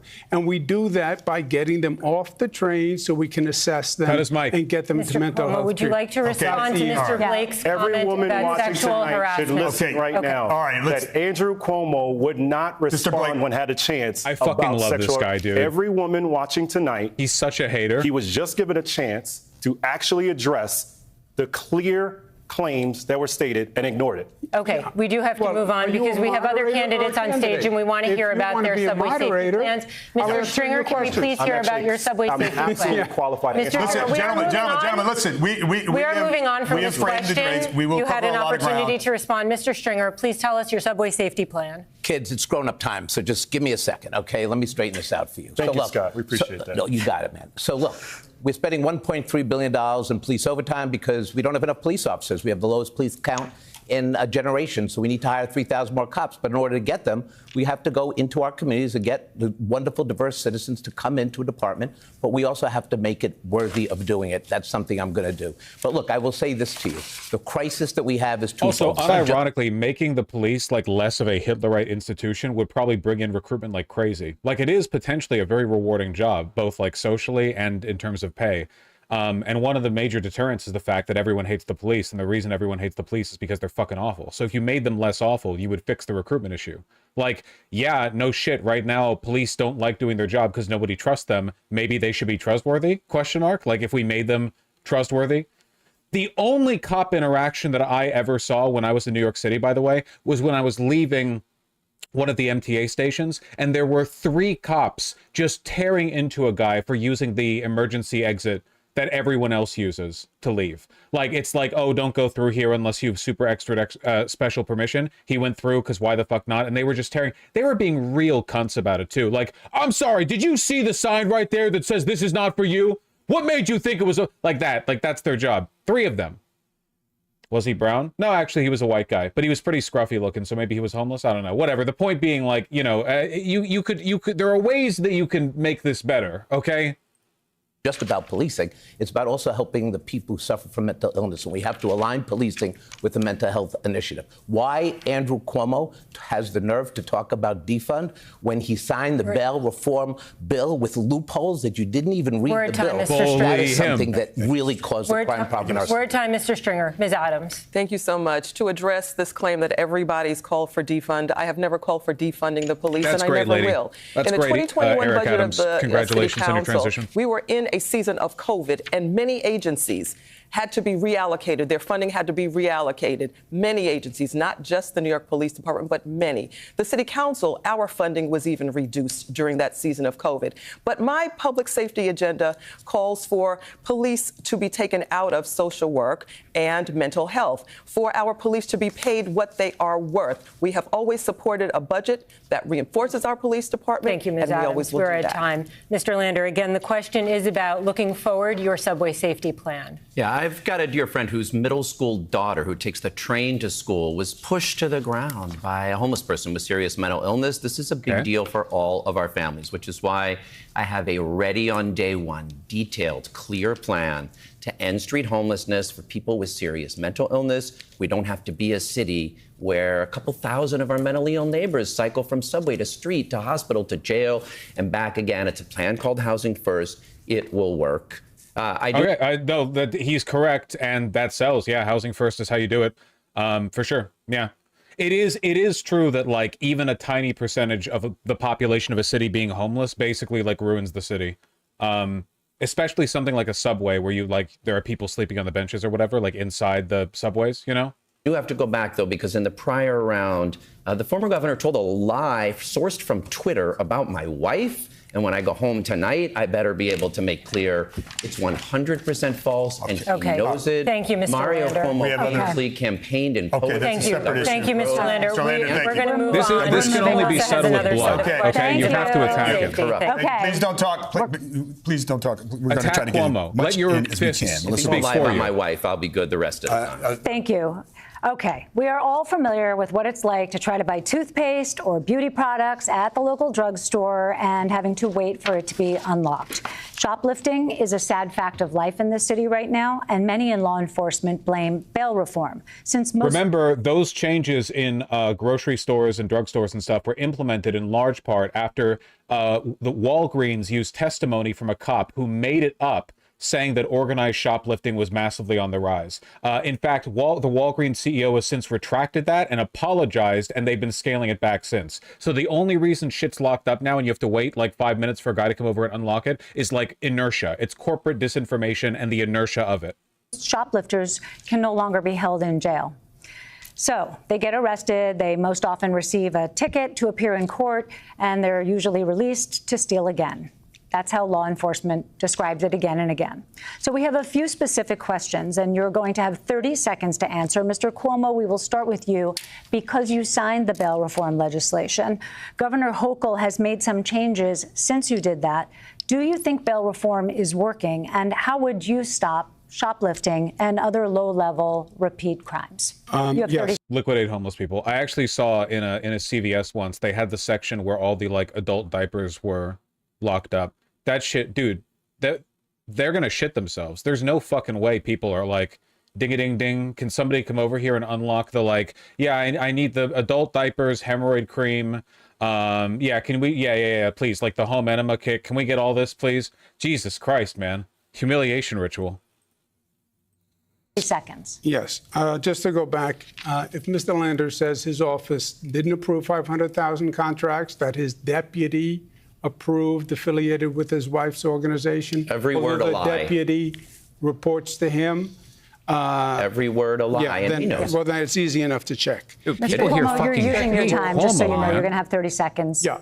On bail reform, we all talk about how terrible Rikers Island is, and it is. It's a disgrace that it is still being operated by this city. Your time is up, Mr. Cuomo. I'm sorry. Per person, and time is up. I'm sorry. I am. Mr. Myrie, you voted for bail reform as well. How would you stop shoplifters if you were the mayor and other low-level crimes that are taking a toll on our city? Anyone that breaks the law needs to be held accountable. And we made changes to our criminal justice laws because things needed to change. And here's how I know. Speed up the courts, I was robbed with my imagine. mom in an elevator in the building that I grew up in when I was very young. Her worldview is informed by that experience. We have to ensure that every New Yorker feels safe in every neighborhood, wherever they are. And that is what I'm going to do as mayor. I'm going to return our police headcount to what it was in 2018. And I'm going to ensure that all New Yorkers feel safe wherever they are. Time. Thank you. Rosarina. Yeah, Ms. Ramos, the same questions to you. You voted for bail reform. How would you stop shoplifters and other low-level crime to take a toll in the city? Well, we have a little more than 1,000 recidivists in the city of New York, and I've been hard at work in Only the Senate 1,000? already, making sure that we're looking at treatment courts in cases of kleptomania. But clearly, there are organized rings that need to be taken down by the NYPD. So I'm here to say that there's accountability to be had, but we also have to make sure that there is a balance with the job opportunities that should open up if we address all of the crises that we are facing. But let's remember that you voted for the bill of reform. Thank you. Mr. Mandani, you're opposed to rollbacks to bail reform, and you do not want to hire more cops above the current authorized level. How would you Debates stop aren't for everyone. shoplifters and these repeat offenders? What's your approach? I want to sustain the headcount that we have in the police department. And I want to listen to police officers who are leaving in droves from the department because they're being asked to do the work of mental health professionals and social workers. Right now, police officers pick up hundreds of phone calls a day that are mental health crises, hundreds of thousands a year. That's not the work that they signed up to do. And when it comes to shoplifting and retail theft, not quite the answer needed. when the key here is to listen to workers themselves. They have spoken time and time again about the need for increased staffing in our Walgreens and our Duane Reeds. And when it comes to organized crime, Thank you very much. we have to ensure the police actually hold them accountable. Thank you, Mr. Mandani. Mr. Blake, do you see a little bit of like a canned answer? It's actually a really, really, really tough question. What do you do in a situation where people are like aggressively, consistently committing low-level crimes? Like, what do you do about that, you know? Because it's not great to hold people in jail over shoplifting, because what does that lead to? Like a 12-year-old kid shoplifts a Mars bar and then he spends probably not that far, but like, you know, it potentially, like, that's a pretty severe punishment for a very low-level crime. But also sometimes there will be people who just go into a store with a bag and they will just pull everything off the shelf into the bag and then fucking leave. And it takes 30 seconds and the cops will never get there fast enough. And then it's like, do you really think the cops are going to do the fucking like detective work to piece together surveillance camera footage to like find out which car the guy got into later and then track him down to the... No. So it's like pretty hard to stop, you know? Need for change to the bail reform, and how would you end the retail theft as mayor? Absolutely. So I proudly supported it when I was in the assembly because Khalif Browder was my constituent. When we talked about raise the age and bail reform and speedy trial, we had to do that. But we need to make it different and stronger now.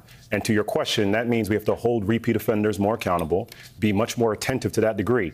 But the broader dynamic, if we help New York... I do probably agree with that, though, that like we might be going a little bit too easy on recidivists. I feel like if you have 20 shoplifting charges within a year, like past a point, it's like, okay, we're at least going to hold your ass in jail while we wait for some kind of court arrangement, you know? Maybe some kind of like recidivism triggered or like prior triggered bail reform condition where like, okay, you know, if you have like a few priors, no, but if you have a lot, yeah, like, come on, man. Make and keep more money in their pocket in the first place, then we wouldn't have people speaking about shoplifting. That's why we need to have local median income. That's why we have to have guaranteed income. That's why we have to help people on the front end so we're not talking about them being arrested on the back end. Thank you so much, Mr. Blake. Sally. Thank you. Mr. Stringer, we're going to... Like a 3 strikes law. The 3 strikes law was like third felony, you go to jail for a minimum length of time, or prison for minimum length. That's what I'm talking about. Not what I'm talking about. I'm talking about like holding people in jail after a certain amount of recidivism, which is different, right? You're not like automatically sentencing them with a certain duration in prison. You're just holding them like while we wait for the court to come up, you know? I go to you with the same question. Do you see a need for any further changes to the state's bail laws, and how would you tackle retail theft as mayor? Well, look, I've seen retail theft in my own neighborhood, walking into a Duane Reade with my kids and just seeing the shelves empty and then having to push a button, wait 10 minutes for a young staffer whose job is not to be my personal shopper. This is wrong.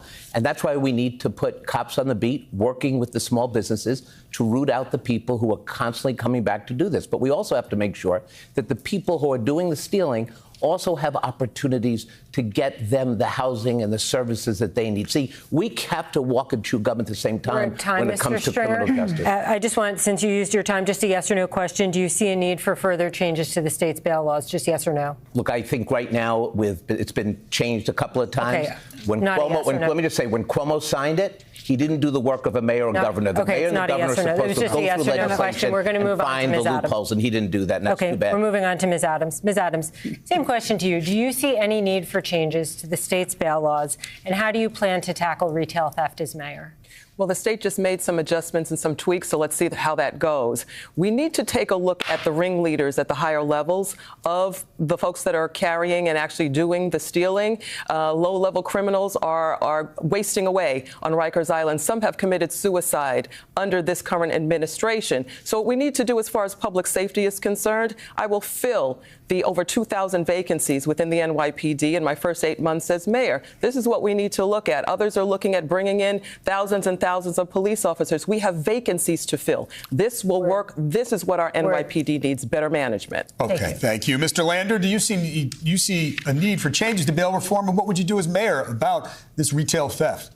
I've got a detailed plan to combat retail theft, so the toothpaste is not always behind lock and key. You can. What answer would you give? Okay, first of all, shoplifting doesn't hurt the business that much, especially big businesses. For one, my understanding is that they're usually insured for that. And for two, they're shoplifting what from Target? Depending on what they're getting, we're talking about like a few thousand. Like we're talking about a fender bender level of damage here. So just keep that in perspective. For two, the issue here is that you want to create a legal caveat where people aren't spending time in prison because they shoplifted a protein bar, but people who are doing like consistent or organized retail theft probably are spending time in prison. And I think for that, you need like more specific caveats, carve-outs for shoplifting, where you can charge more off of like higher theft amounts, which is true. Like they do that, right, already. But also with regard to the bail reform, I think that the more recidivism you engage in, right, or the more like priors you have, the more charges you have against you, they should probably be a little bit less charitable. Because if you've shoplifted once, in my eyes, like, okay, whatever, who the fuck cares? If you've been like charged with shoplifting like 30 times,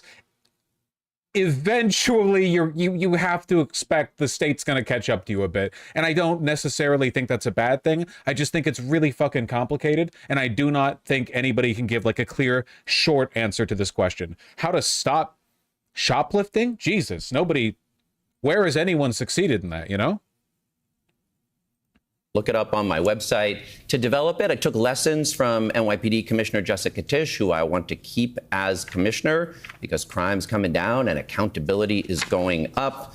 It involves giving a panic button, essentially, to retail stores so they don't have to call 911. They can report quickly. Investigations can be thorough. And I've actually taken the idea from the conservative Manhattan Institute that drug treatment courts need to be central in our response. You just named two of my bills, the Retail Worker Safety Act with panic buttons and my mental health court expansion. Ranked choice voting. Quick response? Okay. Ms. Mayor. All right, thank you.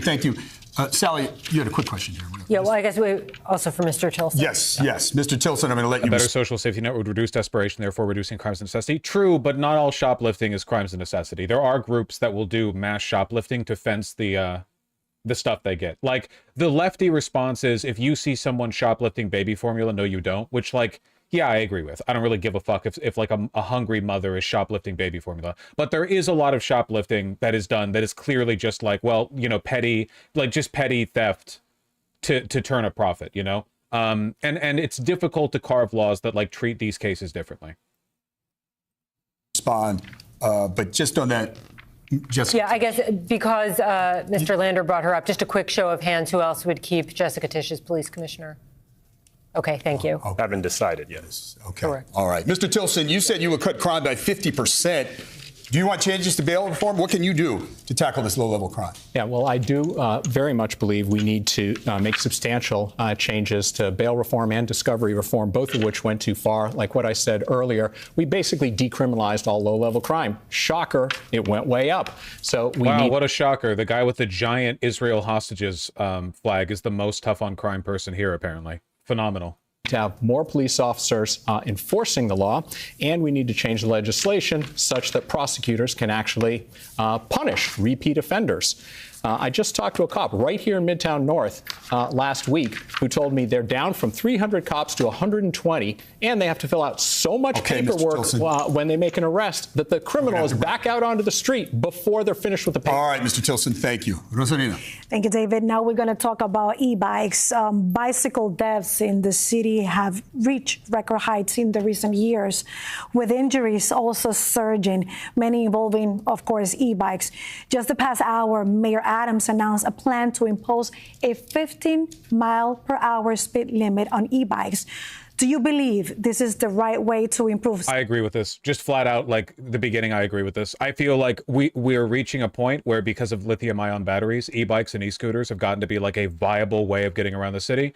And as a consequence of that, we need to put limitations on them the way we have with cars. I'm okay with that. Safety. And what else would you do, Ms. Adams? You have 15. She said 15, not 50. 30 seconds to answer. Yeah, a lot of those, the e-bike riders are people that deliver food to our homes, and they have families as well. I do believe that there needs to be a closer look, which we are doing in the City Council as far as regulation is concerned, but we have to be careful. But this regulation with 50 miles per hour, is this the right approach to regulate it? Well, as the mayor normally does, he does not collaborate with the City Council. Wait, she is saying 15, right? Because 50 is higher than most e-bikes can go. I mean, that's like a car. She's saying 15, right? Which, had we done that collaboration together, we might have come up with a different solution other than 50 miles, and I believe is a 50. Penalty, which we could have come together and realized something much more reasonable 50, for but that doesn't make sense. riders. Just to clarify. 15. Oh, they heard me. Okay, they heard me. Okay. 15 miles. I understand. Yes, I understand. Thank you, Ms. Adams. Mr. Lander. I think the pedal assist city bikes go 17 miles per hour, so that seems pretty good to me. But we've got to go upstream here to the folks that are causing this. Uber. 15 is way too low. I think 15 is fine in New York City. New York City is so dense. 15 miles per hour seems fine to me. It doesn't take that long to get around Manhattan, right? Like, I don't know. That seems fine to me. Maybe 20, I guess. But yeah, like there are people who will like drunkenly get on a city bike and then speed at like 30 miles an hour and run straight first into a pole. And probably that's not good. Eats and Seamless and DoorDash need to be held accountable for the trips that are taken where they're making money. They've got the data to keep folks safe. And, you can't operate a car dealership in this city that sells cars without license plates to people without driver's licenses. So we've got to hold the sellers of mopeds accountable. Those are motor vehicles, and they need to be treated that way if you're going to sell them. They've got to have licenses. They've got to have license plates. They have to operate safely. I think that's fine. Like, an e-bike is more of a vehicle than a bike is. E-bikes are much heavier and they can go faster, right? Like, the potential danger of careening into a pedestrian on an e-bike is a lot higher, especially because if you're riding a bike, you have experience riding a bike. Like, if you own a bike that you're riding on, you have ridden that bike. But people can just hop on like a scooter or a city bike with no biking experience because they're like for rent. So you're not assuming that level of skill and familiarity from the get-go. Much heavier, much less experience, and often it's tourists taking them and they're drunk. So, yeah, mopeds have license plates. Might as well have e-bikes have license plates. Mopeds are great. Ms. Ramos. Well, we have to end the criminalization of our delivery workers and bicycle riders. A lot of enforcement has now changed from civil summonses to criminal tickets, and that is leaving breadcrumbs for ICE and leaving many of our community members vulnerable. That being said, it is high time that we post speed limits and adapt our street design for the use of bikes and e-bikes. The fact is that we have to get them off the sidewalks. We have to make sure that they are abiding by the rules. And this is why we need public education in English, in Espanol, in all of the languages that our riders speak. Thank you very much. Mr. Myrie. There's no question that things feel different on our streets and that these categories of vehicles are not built for our current structure and on our streetscape. So we have to regulate. We have to hold the companies that are making money more accountable on this. But we also have to ensure that we are doing this in collaboration, doing this in a smart way, and ensuring that the enforcement on this is actually going to be going through. What we have seen is uneven enforcement in this space, and that's why there are older adults in this city that are afraid to cross the street because of how things feel. Thank you very much. Mr. Cuomo. Yes, I think this is another example of just dysfunctional city management. We passed a state law allowing e-bikes. It was supposed to be regulated by the city. You've had all sorts of accidents, all sorts of warnings. The city has done nothing. The speed has to come down. City bikes voluntarily came down to 17 miles an hour. You have these e-bikes, some of them doing 25, 30 miles an hour. You have to bring down the speeds, but you also have to have them registered by the apps. They're the ones who are making the money. Let them license, let them register, let them pay the tickets. Thank you very much. Mr. Tilson. This issue is actually quite personal to me because I ride my bike in the city every day. And in fact, I'll bet I'm the only mayoral candidate in history who ever rode his bike to the mayoral debate, as I did this evening. And those e-bikes have made things a lot more dangerous, not just for pedestrians. So I've been calling to speed limit them since the beginning of my campaign. I totally agree with that. And I will tell you, just in the past couple of months, since police have started issuing citations, the e-bikes are behaving themselves a lot more. I see a lot fewer blowing through red lights, blowing up on the sidewalk. Thank you, Mr. Tilson. Let's remind you guys that these are the people taking, most of them, your food to your offices and your homes. Mr. Mandani. You know, I find it ridiculous to hear Andrew Cuomo talk about how we need to regulate the apps when this is the very mayoral candidate who has a super PAC that received $1 million from DoorDash. How are you going to regulate DoorDash when they are giving you $1 million to influence your street safety regulations and your labor regulations? This model, this economic model, is one that doesn't just incentivize e-bike riders to break street safety laws. It often requires them to do so to make the Mr. Cuomo, do you want to respond to that? Yes. I work for the people of the state of New York, the people of the city of New York. I don't care who gave me what. I do what is right. And that's how I. But you don't feel compromised? That's how I've always run my. But don't you feel compromised? I just said the apps should be held responsible. They are the ones. Cuomo's argument is, don't worry, guys. Those megacorps gave me that money with no strings attached. Don't worry. We should have to license the bike, register the bike. They should be responsible for the fees. They're the ones who are making the money. Thank you, Mr. And in terms of who represents who. Thank you very much. We have to go to Mr. Blake. Mr. Blake. Just want to make sure we internalize that Andrew Cuomo just said, I don't care who gave me what. That's not a man who's actually going to break the corruption in City Hall. Every time this guy jumps in, it's hating. I love him. E-bikes. One of the reasons why we cannot have an increase of people getting tickets is that it will absolutely lead to the harassment of more communities of color and immigrants in particular.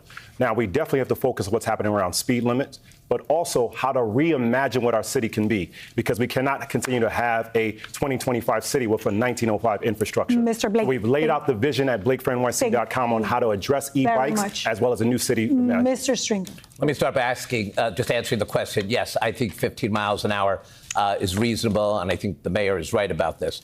But in the time that I have, I do want to follow up about DoorDash, because that $1 million contribution crossed the Rubicon. And the contributions of donors who are giving between $250,000 and $1 million are fundamentally buying the mayoralty. And that is something that we spent 20 years never trying to get to again since City for Sale. Mr. Stringer, thank you. You are writing a new book about how to take the mayoralty 1, 2, 3. And I find it Mr. Stringer, offensive. thank you. Brief response, Mr. Cuomo. Yeah, I live with the campaign finance rules. They're talking about independent expenditure committee. And let's remember who represents who here. I am the person on this stage who represents the working men and women of New York City. The labor unions have endorsed me. Over 650,000. They go to a different country. You haven't heard of them. Finance board. I got this. What points do you believe by the campaign finance board as we speak? We have to move on. I think the issue's been spoken to and addressed. We have another question here for you. We'd like 30 seconds on this. You've all spent years in politics. What's your biggest regret? We'll begin with you, Mr. Blake. Well, right now it's dealing with the campaign finance board, who is illegally not having me on the second stage, where they have now admitted in writing 4 times that they made incorrect determinations of my matching funds. And if you go to our website, you're going to see we challenge that. Is that a regret of something? Your regret in this? Or? Well, my regret is that I've been trying to have patience with the campaign finance board. Okay, Mr. Blake, thank you. Mr. MAMDANI. This guy said everything. Every time he speaks, he hates something. One of my regrets is having trusted the leaders within our own party, leaders like Andrew Cuomo. Yes. Because what we've seen is that kind of leadership has delivered us to this point where we are under attack by an affordability crisis on the inside and a Trump administration on the outside. And Democrats are tired of being told by leaders from the past that we should continue to simply wait our turn. We should continue to simply trust when we know that's the very leadership that got us to this point. We need to turn the page for new leadership to take us out. Mr. Tilson? Yeah, my biggest regret is that I didn't see Joe Biden's decline and call for him to resign earlier. It wasn't until after the debate that I became one of the loudest voices publicly, nationally, calling on him to step aside. But unfortunately, by then it was too late. Not even mentally present enough to defend Israel competently. What a shame. Your regrets in all the years you've spent in politics. That the Democratic Party got to a point that we allowed Mr. Trump to be elected, that we've gotten to a point where rhetoric has no connection with reality, where a person who has served in government for several years, only passed 3 bills, believes they have the experience and credentials to run the greatest city on the earth. No other regrets. And the Democratic Party seems okay with that. Mr. Cuomo, this regrets question at all. was about your personal regret in your years in politics. I said I regret the state of the Democratic Party. That's not. No personal that we regrets. elected Trump. No regrets when it comes to cutting Medicaid or health care. No regrets when it comes to cutting child care. No regrets when it comes to slow walking PPE and vaccinations in the season of COVID to Black and brown communities. Really, no regrets. No regrets. We have to protect Medicare for the city's retirees. Okay, we want everyone to be able to respond. Retirees. Okay, we want to respond to this, Mr. Cuomo. You only have a few seconds. Yeah, but no, I understand, but it's not. It's not fair. Accurate. Medicaid went up under me. I led the nation under COVID. Okay. I pushed President Trump to give us everything he had. Thank you, Mr. Cuomo. Right. I was there every day. You expressed it. Leading COVID. Okay. No regrets. I have to ask him something. Mr. Cuomo, I'm sorry. I'm sure that people at home must be wondering about your answer to this question, because we speak to voters throughout the city, and quite a few of them will say, I'm not sure exactly what happened with those sexual harassment cases. We know that you say you never sexually harassed anybody. You say you're running to restore efficient government and efficient leadership. But in the past, your leadership came with what more than one investigation concluded was a toxic work environment, especially for women. And some of those cases are still ongoing. So I just want to ask you, since we're talking about regrets, you have apologized to some of those women back when you were still governor. What do you say to voters now, looking ahead to your potential mayoralty? Are you doing anything differently? And why should they believe that that same situation won't happen again? Yeah, Melissa, let's just make sure we have the facts. A report was done 4 years ago making certain allegations. I said at the time that it was political and it was false. 5 district attorneys, Democratic, Republican, short, tall, looked at it all across the state, found absolutely nothing. 1 case has been resolved. I was dropped from that case. I said at the time that if I offended anyone, it was unintentional, but I apologize, and I say that today. There was also a Justice Department investigation, but we'll move on because we're out of time. We detoured there because of the issue raised, but we also want everyone to respond. Mr. Myrie, biggest regret in politics? I regret not having secured more funding for after school earlier in my career, but I want to turn to Andrew because during— These are short answers, Mr. Myrie. I have 30 seconds, correct? Yes. When I was in the ICU during COVID, writing legislation to protect my community, you were the most powerful person in this state, and you were in the governor's mansion taking a $5 million deal. Do you regret taking the $5 million, and will you give it back? Yeah. First of all, that's not true. I stood up every day and fought for this state, for COVID, against President Trump, for PPE, for masks. I was in emergency rooms. I was in a hospital. All right, gentlemen, I need nurses were wearing gentlemen, I understand. Garbage bags for PPE. Yes. Do you regret taking $5 million? We're going to pick up. It's we were doing everything we could every day to get. Mr. Cuomo, people aren't going to hear you if you. We are going to finish this. Take a break. We have a break right now that we have to take. We will pick up with the issue, I assure you. We're just about at the 1 hour break. We're going to continue this online. Channel 4 goes to regular programming, but okay, we'll cut back to this shortly because we're still not done. Okay, so far this has been fucking phenomenal, I have to say. I really expected more dogpiling on Mamdani.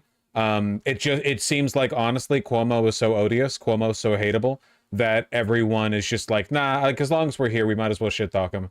Yeah, Jesus. Even some of the more like centrist leaning people on stage are taking every shot they can get. And they're being like angry with it too. like this fucking personal. They hate this guy, you know? And it frees up Mamdani too, because Mamdani's campaign has been very positive. It's been very positive. It's been very uplifting. It's been very like energizing. Hey, New York, we can do this. He's not really like an adversarial person. Like he can bite, but that's not his brand, right? So because they're being antagonistic for him, he gets to chill and be the like happy, confident guy, you know? He gets to be the cool, happy, charismatic, confident guy, smiling and, you know, delivering his excellently prepared canned messaging, while everyone else is just, oh, you have 30 seconds. Well, my main regret is that I didn't fucking, I didn't get Cuomo, I didn't find him, you know? Everyone else can be fucking crazy. All right, because we paused so many times. Welcome back to the second hour of the first Democratic primary debate for New York City mayor. Once again, I'm joined by my colleague, News 4 government affairs reporter Melissa Russo, also Sally Goldenberg, who's senior New York editor for Politico, and Telemundo 47 anchor Rosarina Breton. We are streaming live on NBC New York and Telemundo 47 digital platforms, Politico.com, Telexitos, and we're also live on YouTube. So, candidates, with all of us on stage, so many, we wanted to give a chance for voters to hear as much as they can, but we also have to try and get all the production things done, too. We are going to pick up with Mr. Cuomo, given a chance to respond to what Mr. Myrie said, and then we resume with Ms. Ramos and Mr. Lander and Ms. Adams to talk about their biggest regret in politics. So, Mr. Cuomo, just a brief answer here. Yeah, briefly, we led the way under COVID. Every day I got on that TV, I informed New Yorkers of exactly what was going on and all the facts, and I was fighting President Trump for the COVID, for the PPE. There was no doubt that in the beginning there was no PPE and people were using garbage bags, but we fought vehemently for it. When the first phase had passed New York, we actually got through the first phase. It was then going to other states, and that's when we were trying to share lessons. What happened to city field vaccines? All right, we're going to continue on, and you may have a chance. Ms. Ramos, biggest regret in your years in politics? We had the vaccines. Use a vendetta against the former mayor, not to make it happen. So I regret not running for mayor in 2021. I had been in the Senate for 2 years. I'd already passed over a dozen bills. I thought I needed more experience, but turns out you just need to make good videos. Mr. Lander. I was the champion for the Gowanus rezoning, which is producing 8,000 homes in my district. But now that we've switched to online broadcasting only, I feel like the vibes have changed like substantially. I wish I had pushed for even more housing in my district when I was a city council member, because we need it. But let's be clear, sexually harassed 13 women, marked up that state health department report to undercount nursing home deaths, has now forced taxpayers to spend $60 million on legal bills, has learned absolutely nothing, taken no responsibility. Okay, Mr. Lander, thank you. David, he does not deserve your trust. You can't let him sit Briefly, please. Yeah. The report was done, 5 DAs, nothing has come of it. In terms of the paying legal fees, yes, the state pays legal fees. The state was sued, Kathy Hochul was sued, and I was sued. And the comptroller knows that because he was sued 15 times and the city paid the bill. He was sued by parents of the disabled. He was sued by homeless providers who said he was, he didn't do anything about the safety conditions. He was sued by people who said he mismanaged the pension fund. Thank you, Mr. Cuomo. Mr. Lander, you have 15 seconds to respond. It's just every one of those things is false. The thing about my wife was sourced from Twitter. Honestly, I have no idea where he got this one. He's lied to you so many times on this stage tonight, takes no responsibility. All right, we're going to move on. Miss Adams, if you could speak to your biggest regret. Thank you. Ms. Adams, your biggest regret in your years in politics? Well, obviously, my biggest regret is believing that Eric Adams would be a good mayor for all New Yorkers. I have had to restore budget cuts from this mayor. I've had to save pre-K. I've had to save 3K. I've had to save our libraries. I've had to save our cultural institutions, because the mayor of the city of New York thought that it was his job to cut all of those and to slice and dice the livelihoods of our children, cultural institution, our elders, our seniors through their library services and their food services as well. I have had to be the champion to make sure that all of those services were restored for the people of the city. Mr. Stringer.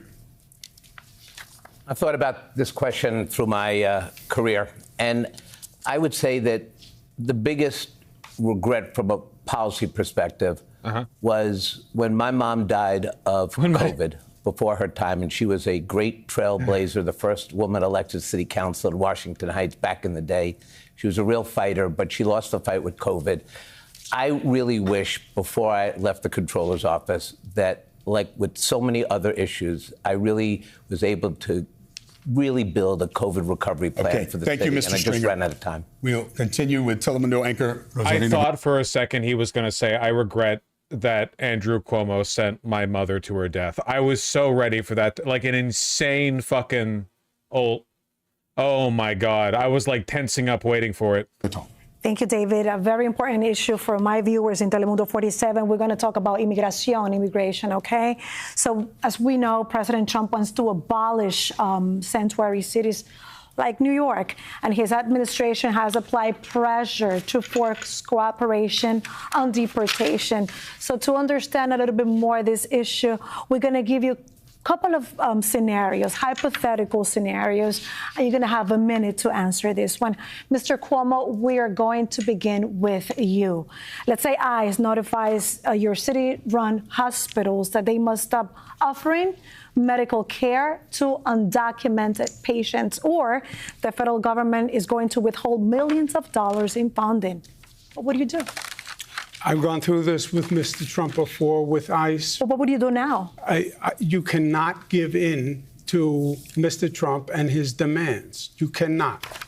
But let's say he's cutting funding. You can't. It will never end. If you give in to him, he is a bully. I know him well. If you give in to him today, you will be giving him your lunch money for the rest of your life. So what's the solution?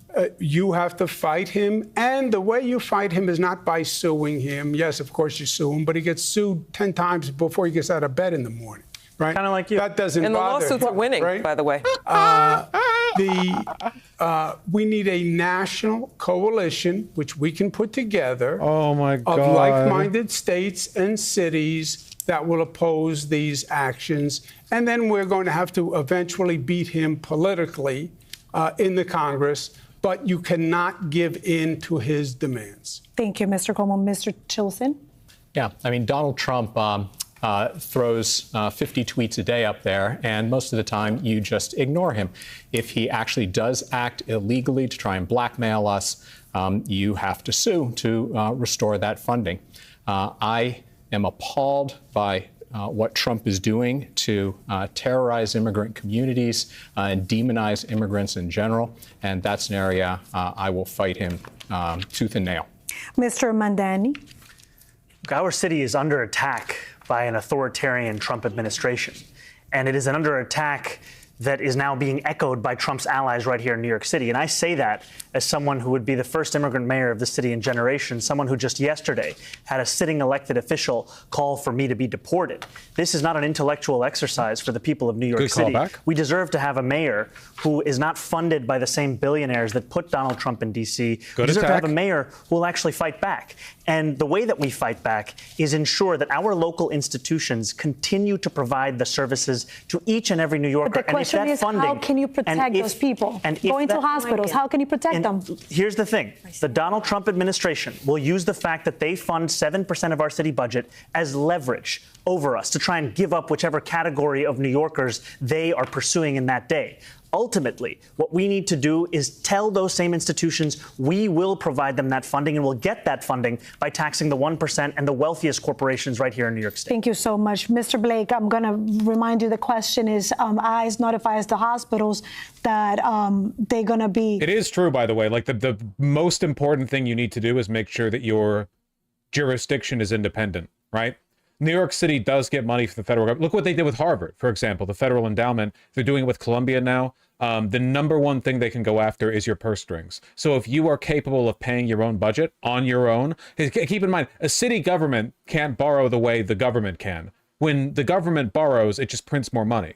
With the city government, they don't have the Fed.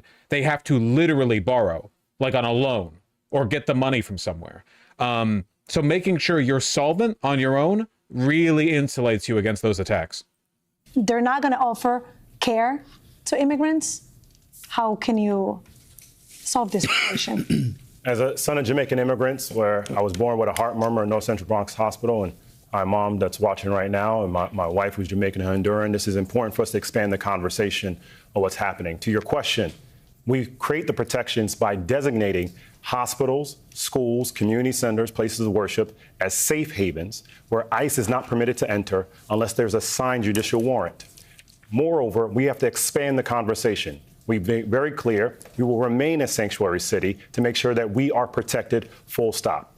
But it also is important about how do we have the rhetoric, that we will not tolerate rhetoric against our immigrant communities. The same way we will not tolerate anti-Semitic behavior. We will not tolerate Islamophobia. We will not tolerate anti-Blackness and anti-Latino rhetoric. And that means at the same time, we have to protect our nonprofits that are helping our immigrants as well, which is why I said you must grant as well as reimburse nonprofits earlier that are helping our immigrants, in particular our undocumented ones right now. Thank you, Mr. Blake. Mr. Stringer. Look, we first have to make it clear that the buck does not stop with Donald Trump. And that's why the very rainy day fund I've proposed would immediately allow us to build back the health services that the federal government could take from us financially. This is why we need a mayor who knows the buck, because that's the job of mayor, understanding how we actually get through the Trump era. But it doesn't stop there. Look, my experience has always been about fighting in Trump 1, and we won a lot of those battles. We won those battles during COVID. We never backed down, but we were strategic. And that's why we need to work with our Washington partners. You know, there are Democrats in Washington ready for the fight with a mayor who brings a confidence and a proven ability to deal with the economics of this crisis. But this is not a time for training wheels. This is not a time for somebody who has never dealt with the finances of the city to be mayor of New York. Thank you very much, Mr. Stringer. Now, Ms. Adams, we're going to go to you next. We're going to change a little bit the situation. Let's say that you learn that ICE is planning to stop immigrants outside your hospitals for possible roundups. Would you warn them? And how would you handle this situation? You have a minute. You know, it's work that I'm already doing as Speaker of the City Council. So I've already stepped up in leadership to do this. I've had a target on me because I refuse to erode our sanctuary city laws, and I have refused to do this. My mission is, and will be when I am mayor, is to protect the immigrants of the city of New York. New York is a city made up of immigrants. So it is our responsibility to make sure that all New Yorkers, our old New Yorkers and our newer New Yorkers, feel safe in this city. As mayor, I will not kowtow to Donald Trump. But would you warn them that they're... I will absolutely use my bully pulpit as the mayor to warn, as I am doing as city council speaker pretty much on a daily basis. The work that I am currently doing as speaker, I will expand as the mayor of the city of New York. Donald Trump will know that New York will remain a sanctuary city regardless of his threats and his chaos. We will stand because we are a city and a nation, and we will be that model once again for other cities in this country. Thank you very much, to take a look at and to work towards becoming like New York. Thank you. Mr. Lander. Thank you, Rosarina. I mean, as you well know, 40% of the 8 million New Yorkers are foreign-born. 50% live in mixed-status households, including 1 million children. This is the future of New York City that we're talking about, which is why I was proud to be a co-sponsor of those sanctuary city laws. 3 specific things I would do here. 1, it's not just the mayor. Every New York City employee needs to understand the sanctuary city laws. So I've got a detailed plan to make sure our school social workers and receptionists, our shelter security guards know the sanctuary city laws. So we'll have a network to get this information out and absolutely warn people before they walk into ICE. I've proposed creating an independent health authority to segment off city money from Medicaid money. And I want to expand NYC Care. So it's not just in health and hospitals, but in our federally qualified health centers as well. That'll make sure our immigrants are protected. Thank you very much, Ms. Ramos. Rosarina, Trump mintió. Trump anda detrás de todos los inmigrantes. Pensamos que solamente iban a ser los supuestos criminales y hemos visto que eso no es verdad. We have to keep ICE out of our hospitals, out of our schools, out of our houses of worship, out of any public institution, and really limit cooperation of ICE with the NYPD. only when it comes to the 90+ charges under the current sanctuary city law. Those are very serious charges. I want to make sure that in a town with so many lawyers, our immigrants have lawyers and our immigrants do what they came here to do, work. It is our it'll be my responsibility as mayor of the city of New York to create entry points into the economy so that they can stay busy, provide for themselves and for their families, and honor the fabric of this city and of this country, which cannot function, whose future won't be brighter without our immigrants. And that sounds like that sounds like a great plan, but would you be using taxpayers' money for that? Yes, this is actually making sure we are expanding Action NYC and our cooperation with our community-based organizations, clinics with our 7 law schools to make sure that we are on the ground protecting and teaching people their rights. Mr. Murray.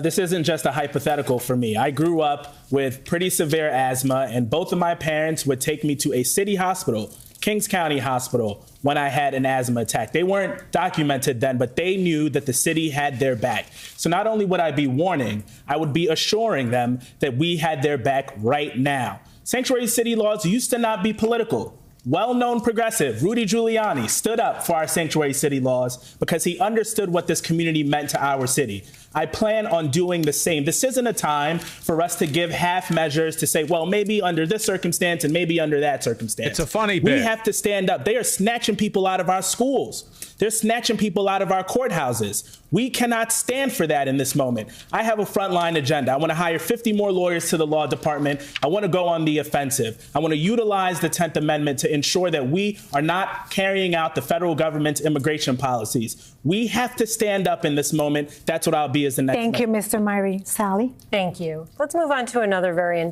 important topic, public schools. The city spends more of its tax dollars on public schools than anything else. But after shelling out some $40,000 a year per student, only about half of New York City kids can read or do math at grade level. Only half. I do like the pro-immigrant stances. Being like anti-immigrant as the mayor of New York City is a non-starter. How the fuck do you win an election being anti-immigrant in a city like that? Do you hear those stats on how many people there are foreign-born? Bottom line here, what do you see as the top reason for that dismal return on this $41 billion a year investment, and how would you turn it around as mayor? You'll all have 30 seconds to answer. Mr. Blake, we'll begin with you. We have to address literacy and have a better pedagogy on the front end so that our teachers and our educators and families are able to make sure that we address this critical issue. It's the reason why I led the My Brother's Keeper program. But it also means that we have to be clear to be against any anti-blackness that is happening in our schools. And something that many people may not realize. In 2008, Andrew Cuomo said that no candidate should shuck or jive in an election. Clearly, Barack Obama was there. So when we talk about education, it's not just about making sure that we're understanding how more kids can read, but making sure we address the anti-blackness happening in schools. We're at time, Mr. Blake, and before we move to Mr. Mamdani, Mr. Cuomo, would you like to respond to that? It's ridiculous.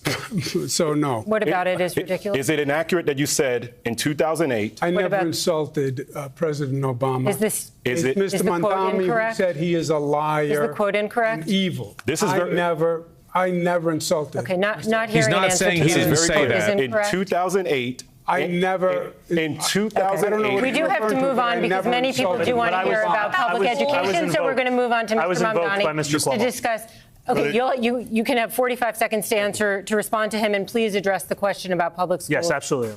I'll do so shortly after. We have Mr. Cuomo, who said these words of shuck and jive when Barack Obama was running to be the president of our country. I was proud in 2008 that the first doors I ever knocked on was for Barack Obama, while we had a candidate here. Why do you call him an evil and While we a liar? have a candidate here Why who would you is call him a liar? a candidate here who is so allergic to any accountability or acknowledgement of a mistake that he can't even admit that he said these kinds of words. Now, as it pertains to public education, all of the challenges that we are facing in our city when it comes to our schools, they are also downstream from the fact that 500,000 of our children are going to sleep hungry every single night. 100,000 of them, for the 9th consecutive year, are now homeless. We need to ensure we have a city where our children can not only have food to eat, a place to call their home, and we also have to have the full implementation of class size reduction. Mr. Tilson, we're going to move to you. And I just want to remind you, we do want to know a solution. In the 2023 to 2024 school year, about 150,000 students in New York City's public schools experienced homelessness. About 1 in every 8 students. About 1 in every 8 students enrolled in public schools in 2023 to 2024 at some point during that year experienced homelessness. That's where we're at. Solution to the problem in the public school system. That is the heart of this question. Sure. Mr. Tilson. The failure of our public schools is exhibit A of how city government spends way too much and delivers far too little. Our kids are reading below Mississippi's despite spending $40,000 a kid. They're the poorest state in the nation, spending 12. It's really, if you're a business person, I know, and I am for 40 years, it's bad management. There are few, if any, rewards for success and few, if any, consequences for failure. I served on the board of KIPP charter schools for more than 20 years, and 15% of our public schools, the charter schools, are held accountable. Not surprisingly, they are the best charter schools, public schools overall in the city, delivering for kids. We have to move on, Mr. Cuomo. And I just want to remind you again, we've established that there's a problem. We're looking for solutions. Mr. Cuomo. Gotcha. Interesting, Mandami never denied saying Obama was evil and a liar. I believe neither of you denied the quotes that were raised. You didn't deny that. You said shuck and jive. Neither of you denied the quotes that were raised. He did not. But we are here to talk at this moment about public schools. Mr. Cuomo, no one denied any quotes. Mr. Cuomo, solutions to public education. I understand that education is very please don't force us to. Education is a very important issue to New York City. I'm proud that I raised. Okay, we're going to move on. Mr. Myrie. Do you have... No. Let's give Mr. Cuomo. I'm proud that I raised education to the highest level of any state in the United States. I understand the point about we need to reform the education system. I would start with the DOE. They spend hundreds of millions of dollars on consultants. We don't know what we get. I want a real analysis of the curriculum New York City solves and New York City reads. We need more paraprofessionals in those schools. 1 out of 8 children are homeless. Okay. It's too much for a teacher to do. Understood. Pay the paraprofessionals. We're at time. Give Thank you, Mr. Cuomo. Assistance. I got it. Thank you. Mr. Myrie. I wouldn't be standing on this stage if not for our city's public schools. I went to PS 161, the Crown School, and made my way to Cornell Law School, with Brooklyn Tech and Fordham in between, only because there were teachers that got up every single day and put their best foot forward so that I can be on a path to success. But we also have to think about what is happening after school. We had learning loss over COVID-19, and I want to provide universal after school to help make up for that learning loss. I wouldn't be here today if I didn't have an after school program that taught me karate, even though I was terrible and I was the only boy on the step team and had the moves to prove it. I want to give that to every single kid. We're at time now. We're going to move to Ms. Ramos. Well, now I have to shout out PS 70, IS 10, and the Academy of American Studies in Astoria. I wouldn't be here without them, and my children wouldn't be where they are in middle school in Queens if it wasn't for PS 69 in Jackson Heights. Look, it's true that our children suffered some lapses in developmental and social skills throughout the pandemic. I've seen it. So I want to make sure that we are delivering on teacher centers and so that our teachers have more supports, giving NYC Reads more time to really seek in, and really providing our District 75 schools with all of the funding they deserve. Okay, thank you, Ms. Ramos. Mr. Lander, again, we are looking for solution-oriented answers here.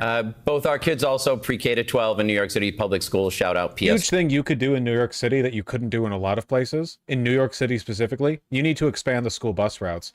One of the reasons for like truancy and delinquency and stuff is that like a lot of parents are working jobs that are so demanding with time that they can't really like drive their kids to school, so they have to organize carpools or have their own like convoluted whatever the fuck. New York City is so dense, you know. You could actually like really build out the school bus network, you know, make it much better. 107. 30 seconds is hard. I've got a detailed plan. I'm the only candidate in the race with a detailed plan on my website for education. How I'll measure what matters, what metrics I'm looking at, how I'll recruit, retain, and support teachers, including a teacher's center in every school, and how I'll deal with the growth we've seen in mental health crises, in homelessness, and in chronic absenteeism by making every school a community school so it can support all our students. Thank you. Ms. Adams. You know, prior to becoming an elected official, official, I was the education chair for my local community board. Education has always been a priority for me. It always will be. We raised 4 children in the public school system. So again, I am that everyday New Yorker that knows what this feels like. So we know that the DOE has the highest budget of all city agencies. What I would do would be to redeploy resources. I have seen as council speaker how difficult it is to maneuver through the DOE agency and the barriers of bureaucracy. But as mayor, I will have full view in order to help all of our children get through the bureaucracy and get our children taught the right way. Mr. Stringer. My sons, Max and Miles, are going through public middle school as we speak. And the challenge for them as COVID kids is very real. And there's a lot of kids out there that need help. And they need it now. They need mental health services. They need extra tutoring. And we're not providing that with this $40 billion budget. I know that because I audited the Department of Education more than any controller in history, found missing computers, missing iPads at the height of COVID. But here's what we have to do. Childcare, baseline pre-K, 3K. We need an after-school program that focuses on tutoring and giving kids that don't have parental resources financially the help they need. It doesn't matter how you start the race. It matters how you finish the race. Thank you, Mr. Stringer. We're at time. David? Okay, thank you, Sally. We call this next section of the debate, What's in a Name? We have 3 quick questions looking for fast answers. We'd like you to answer each of them in a name. From this crowd? We'll go down the line, starting with Mr. Stringer. Right now, who's the most effective Democrat in the country?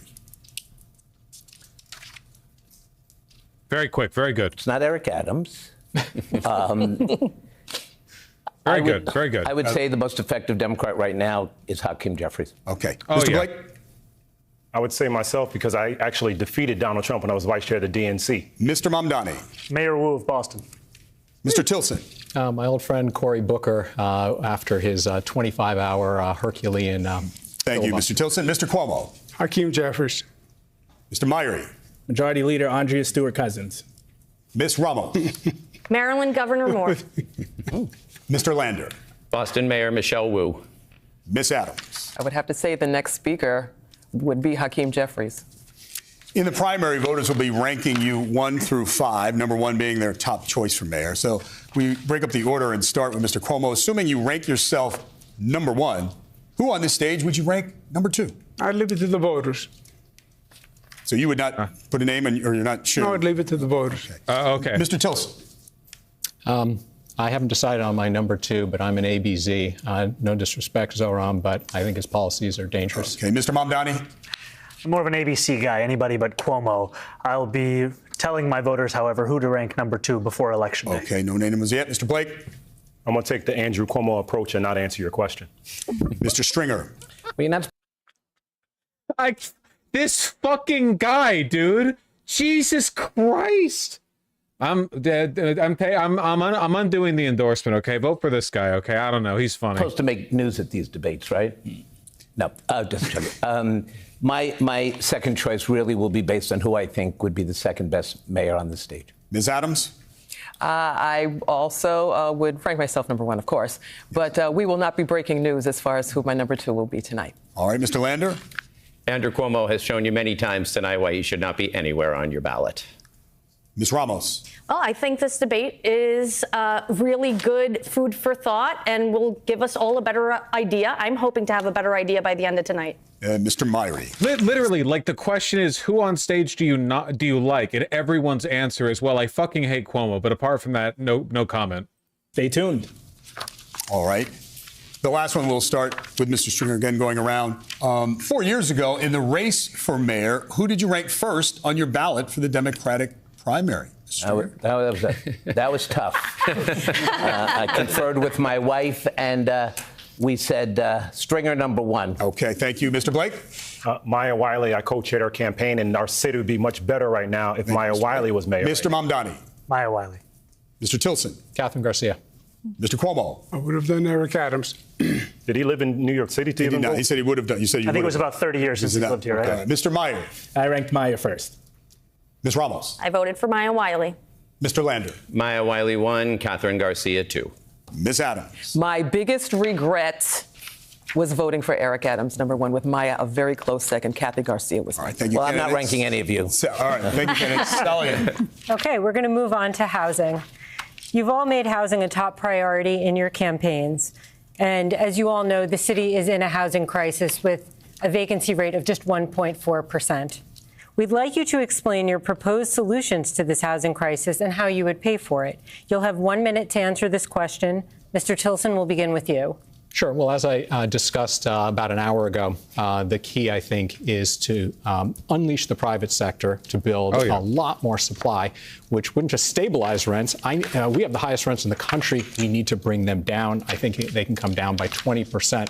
Austin just demonstrated how to do this in only 3 years. How do we do that? We need to ease zoning restrictions, fight NIMBYism, properly staff the city departments, to streamline that process. Abundance brain rot aside, this is objectively correct. There are a lot of insane regulations and zoning requirements that make it difficult to build new stuff in New York City. There are a lot of like very famous historical buildings in New York City that you literally couldn't build today just because of stupid zoning laws. Like that is all true. That is completely correct. Yeah, for sure.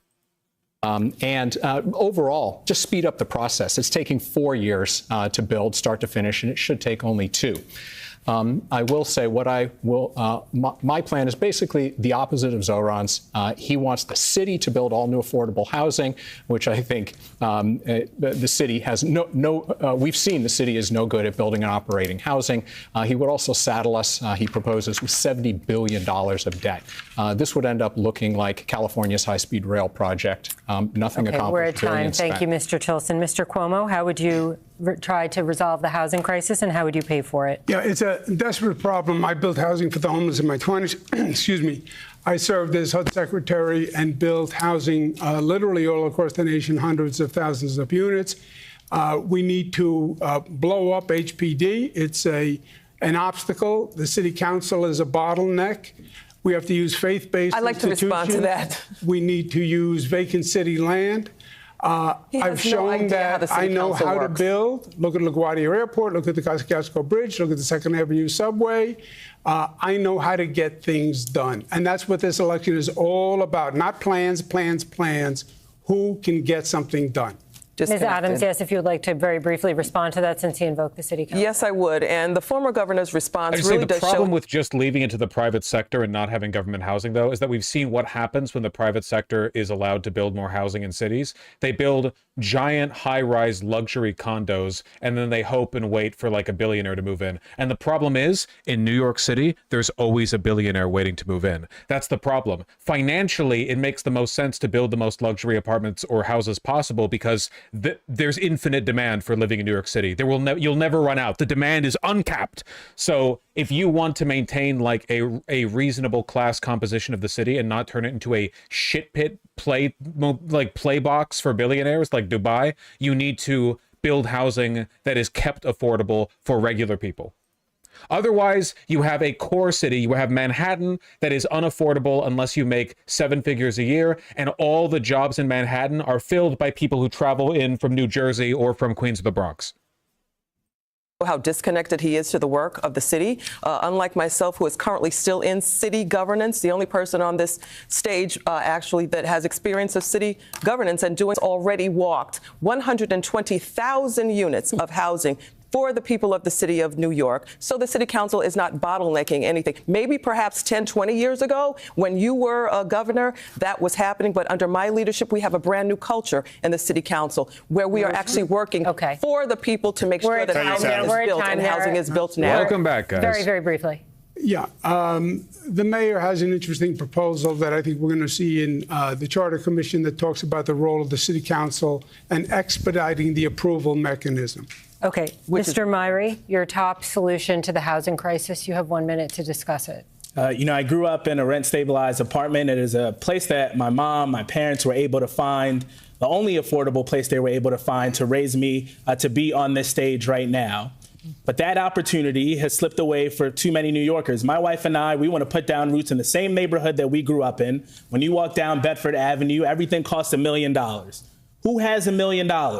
Maybe some of the people on this stage do, but I don't have it, and I know you watching at home don't have it either. So I've been clear about what my plan is to drive down the cost of housing. 1 million homes over the next 10 years. We can actually do this with some leadership. The leaders of the past, like Cuomo, who had the opportunity to do this, only gave us a city that is more expensive than it was 10 years ago. I want to also extend pre-K and 3K from 2:30 p.m. to 6 p.m. so that we can draw families here and keep them here. And I want universal free after school for every kid in this city, because it has to be a city where you can raise a family and where we can move everyone to a path to success. And very, very briefly, what is your price tag on those 1 million new homes? My plan does not require us to raise taxes and reduce the private market in order to build housing. All right, thank you. Ms. Ramos.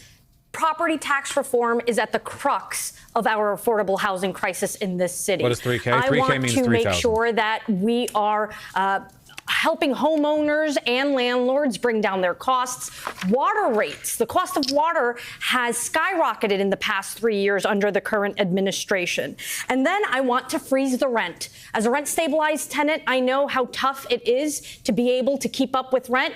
The rent is too damn high and the wages are too damn low in this city. So I want to make sure that we are unwarehousing the 5,000 apartments that NYCHA is hanging on to. I want to make sure they're repaired so that we can chip into that 200,000 New Yorker waiting list. I also want to bring back the co-op city model so that we can attract the city services that are needed. We need more nurses. We need more teachers. We need more doctors. We need more police officers and firefighters. So I want to build more low-income rentals and modest equity homeownership opportunities so that every New Yorker can own a piece of our city. Thank you, Ms. Ramos. Mr. Lander.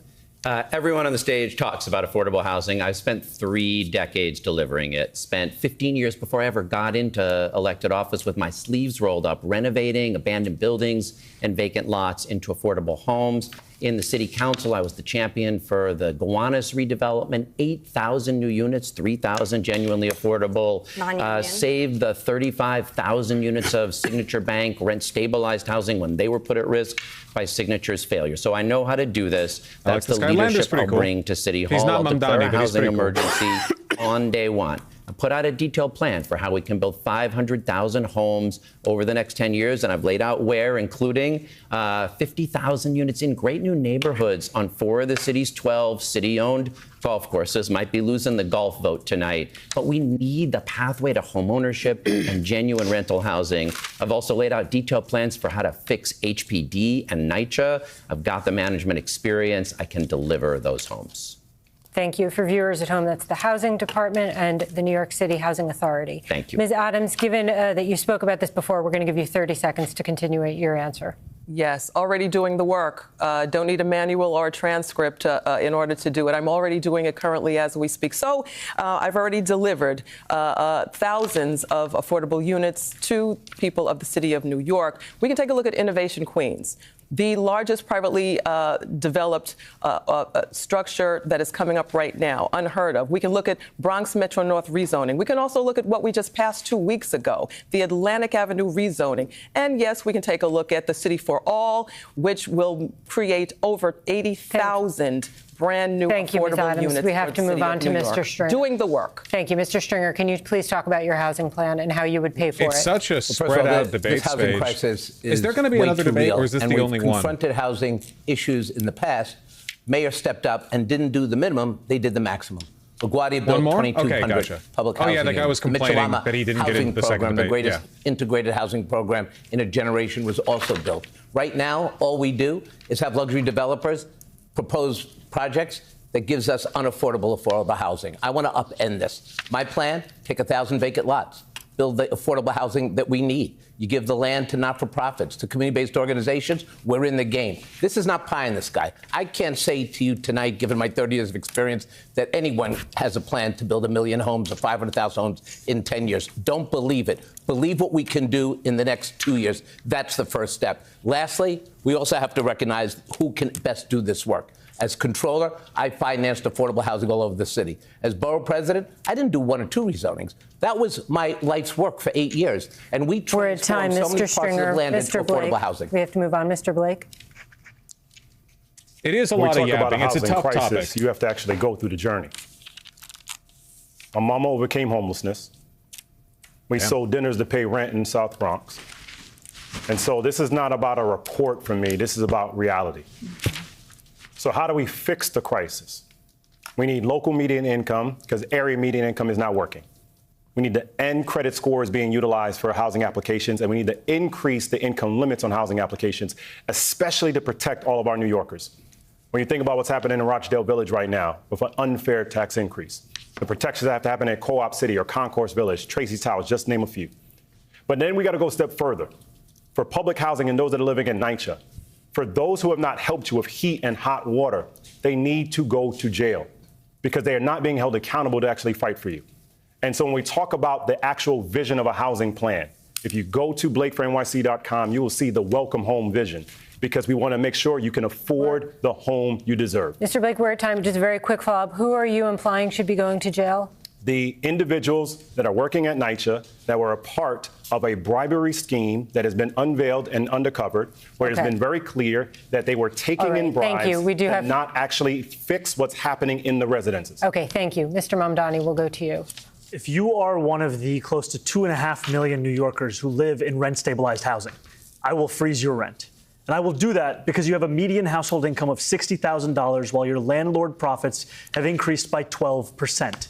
This is an act that will bring nearly $7 billion back into your pocket and back into the pockets of our local economy. This is what we will do immediately, and we'll do so because the mayor has the power to. Even though there are those like Andrew Cuomo on this stage who will tell you it's unrealistic, we know the previous mayor actually did this 3 times. And on top of this, we're going to build 200,000 truly affordable homes. Homes that are for the New Yorker who has a median household income of $70,000 for a family of 4. We'll do this while taking on the very bad landlords and the real estate developers who are funding Andrew Cuomo's campaign, $2.5 million last time I checked. And we're going to do that because ultimately every single person needs to follow the law, and that includes the landlords who are violating our housing code and have $800 million in fines that the city have yet to actually collect on. Very brief response. Gotta yoink it. Very brief response, Mr. Cuomo. Mr. Mamdani is very good at videos, but not good reality. At talking. We've already heard that line before. The Daily News said that his plan to finance his proposals, it violates the constitutional debt cap of the city of New York.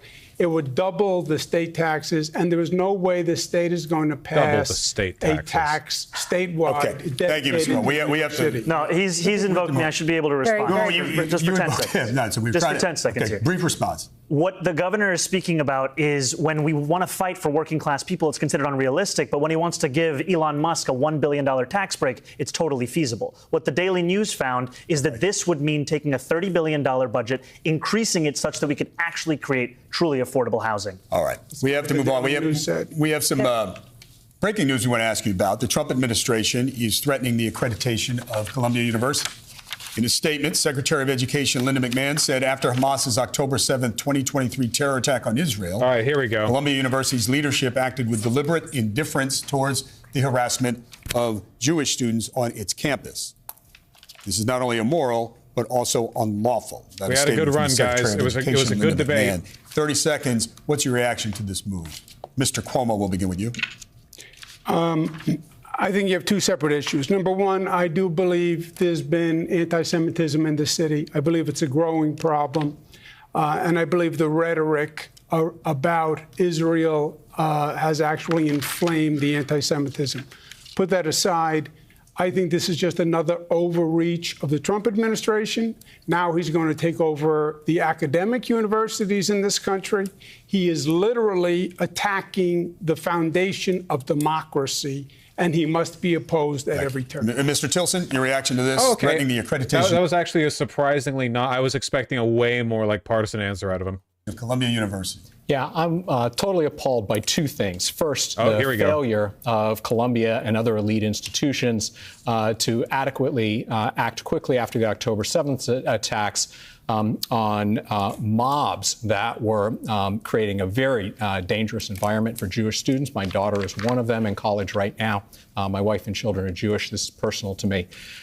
But I am, and these mobs, let's be clear, were incited by activists like the Democratic Socialists of America and their anti-Israel rhetoric. Mr. Tilson, I am even more appalled, however, by the Trump administration pretending to care about anti-Semitism and threatening the accreditation of universities. Mr. Mamdani. I think this is yet another example of a gross overreach of the Trump administration, one that they have shown they will continue to pursue with whichever university they decide to target. It's been Columbia, it's been Harvard. We need to have a mayor that will actually stand up to Donald Trump, not one that we have right now that will collaborate with them. And that is who I will be, as someone who is, in the words of Shirley Chisholm, unbought and unbossed, because the donors who are putting me in second place in this race are working class New Yorkers across this city. Mr. Blake, 30 seconds, please. As a reverend, let's start from the core that all hostages have to come back home on both sides. Let's also be very clear that we have to reject anti-Semitism and also have humanity. Yeah, they trade like 2 Israeli hostages held by Hamas for the like tens of thousands of Arabs kept without trial in Israeli prisons. Okay, what's happening for the Palestinian people at the same time. Is this guy pro-Hamas? The overreach is unacceptable, and what Trump is doing. Linda McMahon is clearly more focused on wrestling rather than the facts. And it's one of the reasons why I'm running in this race. Because of my federal experience and working for real President Barack Obama and the State House experience and local experience, we have to make sure that we're not allowing D.C. to have overreach. And when they take these steps, we will withhold sending New York City taxes to D.C. Thank you, Mr. Blake. Mr. Stringer, your reaction. There's no question that on so many of these college campuses, the anti-Semitic, anti-Jewish hate is very real. And we have to make sure that we hold universities accountable to make sure every student of all different backgrounds are safe. But this Trump move goes against everything that's American. And if he really wants to help Jewish students and all students, because everybody faces discrimination at some point in their lives, then maybe he would fully fund the civil rights divisions. He would not cut programs that could go a long way to fostering the ability for all different people to work together and come together. Thank you. Ms. Adams, your reaction. The Trump administration says that the university's leadership acted with deliberate indifference towards the harassment of Jewish students. Is now targeting or perhaps threatening their accreditation. Your reaction. You know, all New Yorkers deserve to feel safe, no matter who they are. As Speaker, I've allocated over $18 million to combat anti-Semitism in New York City. As mayor, I will continue to combat anti-Semitism within the city of New York. We have got to come against this Trump administration, who is now terrorizing our college students, our students across the country. We have to have a mayor who will stand up. I've been that speaker that will stand up. As mayor, I will continue to stand up against Donald Trump. Our students deserve to be in safe spaces on all of our college campuses. Okay. Thank you, Ms. Adams. Mr. Lander. Apologies. This is a frightening time for Jews, and I feel it really personally after the flame throwing in Boulder, Colorado, and the 2 murders in Washington, D.C. I go to a lot of Jewish communal events, and you can't just be looking over your shoulder. So I've got a really detailed plan for how we're going to deal with hate crimes and anti-Semitism in New York City. But let's be clear, Donald Trump, he platforms white nationalists and anti-Semites all the time. This has nothing to do with keeping anyone safe, and trying to discredit Harvard or Columbia is about destroying higher education and democracy. Thank you, Mr. Lander. Won't keep Jews safe. Ms. Ramos. Look, McMahon is no educator, and Trump has no interest in funding our education. He is trying to make our education less accessible to students. I do wish Columbia University fought the way Harvard has. We have to stand up to Trump. We have to be willing to fight back, to sue. And that is exactly what I will do as your mayor, to make sure that we are keeping our Jewish students safe, our Muslim students safe, and that we are fighting bigotry at every turn. There is no room for the skyrocketing. I will say I am actually surprised and a little impressed with where the Overton window is in this conversation. Obviously, there has been a lot of pro-Israel capitulation, but not as much as I expected. I'm going to be honest. I really thought everyone would turn on MAMDANI with that one. You know, like accusing him of not condemning the Holocaust, whatever the fuck Politico ran with beforehand. Anti-Semitism that we are seeing in our communities, and the xenophobia must end. Mr. Byron. There has been a clear and unequivocal rise in anti-Semitism in the city and across this country. And we have to be just as clear and unequivocal in calling it out and rooting it out wherever it rears its ugly head. That is what I'm going to do as mayor. But come on, this is New York City. Our Jewish friends and our neighbors, they make our city what it is. Kindergarten through 8th grade, I went to school next to Beit Rivka. That is part of what makes our city great. This is a shameful, unconstitutional overreach by this Did Trump you expect this amount of Cuomo hate also? Honestly, what this is reminding me of is how bad the national Democrats are. Like the fact that when you get at this granular city level, even the people who I would consider on the right of the discourse are still way more moderate in their language than the leadership of the Democratic Party. And again, it's New York City. This is NYC. This is like the capital of the bad national Democrats too. It's just a reminder of how fucking bad they are, you know? Administration, and it is pattern and practice for what they have done all across our city and country. Thank you. Thank you. We're going to stay in the area of Columbia University with our next question and Sally Goldenberg. Thank you, David. The case of Mahmoud Khalil, a permanent U.S. resident who helped lead pro-Palestinian protests, drags on in the courts. The Trump administration wants to deport Khalil, accusing him of supporting Hamas, a terrorist group, and making Jewish students feel less safe on campus. They say he's a threat to foreign policy. He was arrested and detained, but has not been formally charged with a crime, and he says he's done nothing wrong. We're looking for a very short answer here, and we'll begin with you, Mr. Mamdani. Do you believe that Mr. Khalil should be set free or deported? He should be set free. He should be at home with his wife, Noor, and their young child. And the fact that he is still in Louisiana is an abomination. It's an attack on our First Amendment. And it is clear, another example of Donald Trump weaponizing the very real issue of anti-Semitism to then throw Palestinian New Yorkers into detention facilities and not even tell us what the crime is that they're charged with. Thank you, Mr. Tillerson. Very solid. I can't answer the question without knowing all the facts right now. It certainly looks like another case. Stop, let me finish. It looks like another case of Trump administration overreach. They need to prove their case and show that he has ties to He's terrorism. like, hold on, my handlers haven't told me whether or not I'm allowed to defend Mahmoud Khalil. That would justify via due process revoking his green card and deporting him. I don't think the Trump administration will be able to do that, and therefore he should be set free, but they need to make their case. Thank you, Mr. Cuomo. This is a continuation of Trump eroding democracy, chipping away at due process. He should be released. He should be released immediately. He shouldn't have been detained in the first place. Mr. Myrie. He should be immediately set free. Ms. Ramos. We have due process in our Constitution for every person. Mahmoud Khalil is no exception. He belongs home with his family, just like Andrea Hernandez and so many others who have been unlawfully abducted by ICE. Mr. Lander.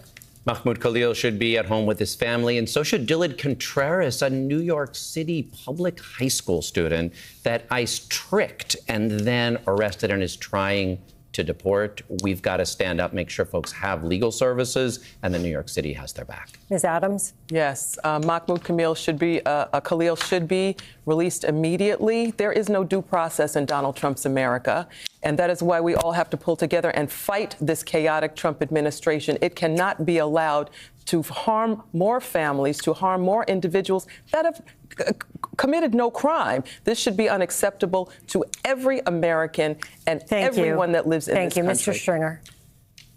As a Jewish American whose wife works at the Jewish Museum in Lower Manhattan fighting the Holocaust, fighting to make sure we remember the Holocaust. Fighting the Holocaust? I will say unequivocally I wish that more people taking would. this man off the streets and others off the streets without any charges or any rationale is a direct horrifying moment for our Constitution. Donald Trump should be ashamed of himself for doing this. Mr. Blake? Mahmoud should be home with his family, full stop. It's really that easy, Whitney. Extended on this is the appreciation and understanding that whether it be Dylan from the Bronx or any of our communities, we should not believe that a convicted felon president is actually going to ever honor the Constitution. Yeah, it's the can't reason why follow we up have on to a make full sure we stop. protect our immigrants and have more lawyers at our immigration hearings, because we should actually know where individuals are so they have a chance to fight for their own justice. Thank you, Melissa. Thank you. We're moving on to a subject that none of you are discussing much on the campaign trail, but it could reshape the city in the next few years, and that is the rapid advance of artificial intelligence. Right. It could improve many things in the city, but it could also eliminate thousands of jobs. So the next mayor will likely have some opportunities to replace some city workers with AI technology and in the process save hundreds of millions of taxpayer dollars. AI will certainly be on the table when city labor contracts expire. So here's the question. Is there an area where you would consider replacing city workers with AI if it saves tax dollars? And would you also offer any protections to city workers? You'll have 30 seconds to answer. We'll begin with I you, like Mr. this question, Mamdani. actually. Well, I think Andrew Cuomo would tell you that he's already replaced a campaign worker who would have written his housing policy with AI because he had it written by ChatGPT.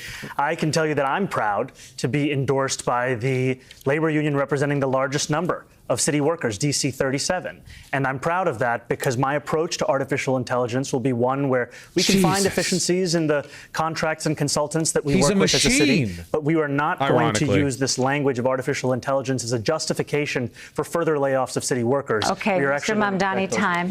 Thank you. Mr. Tilson?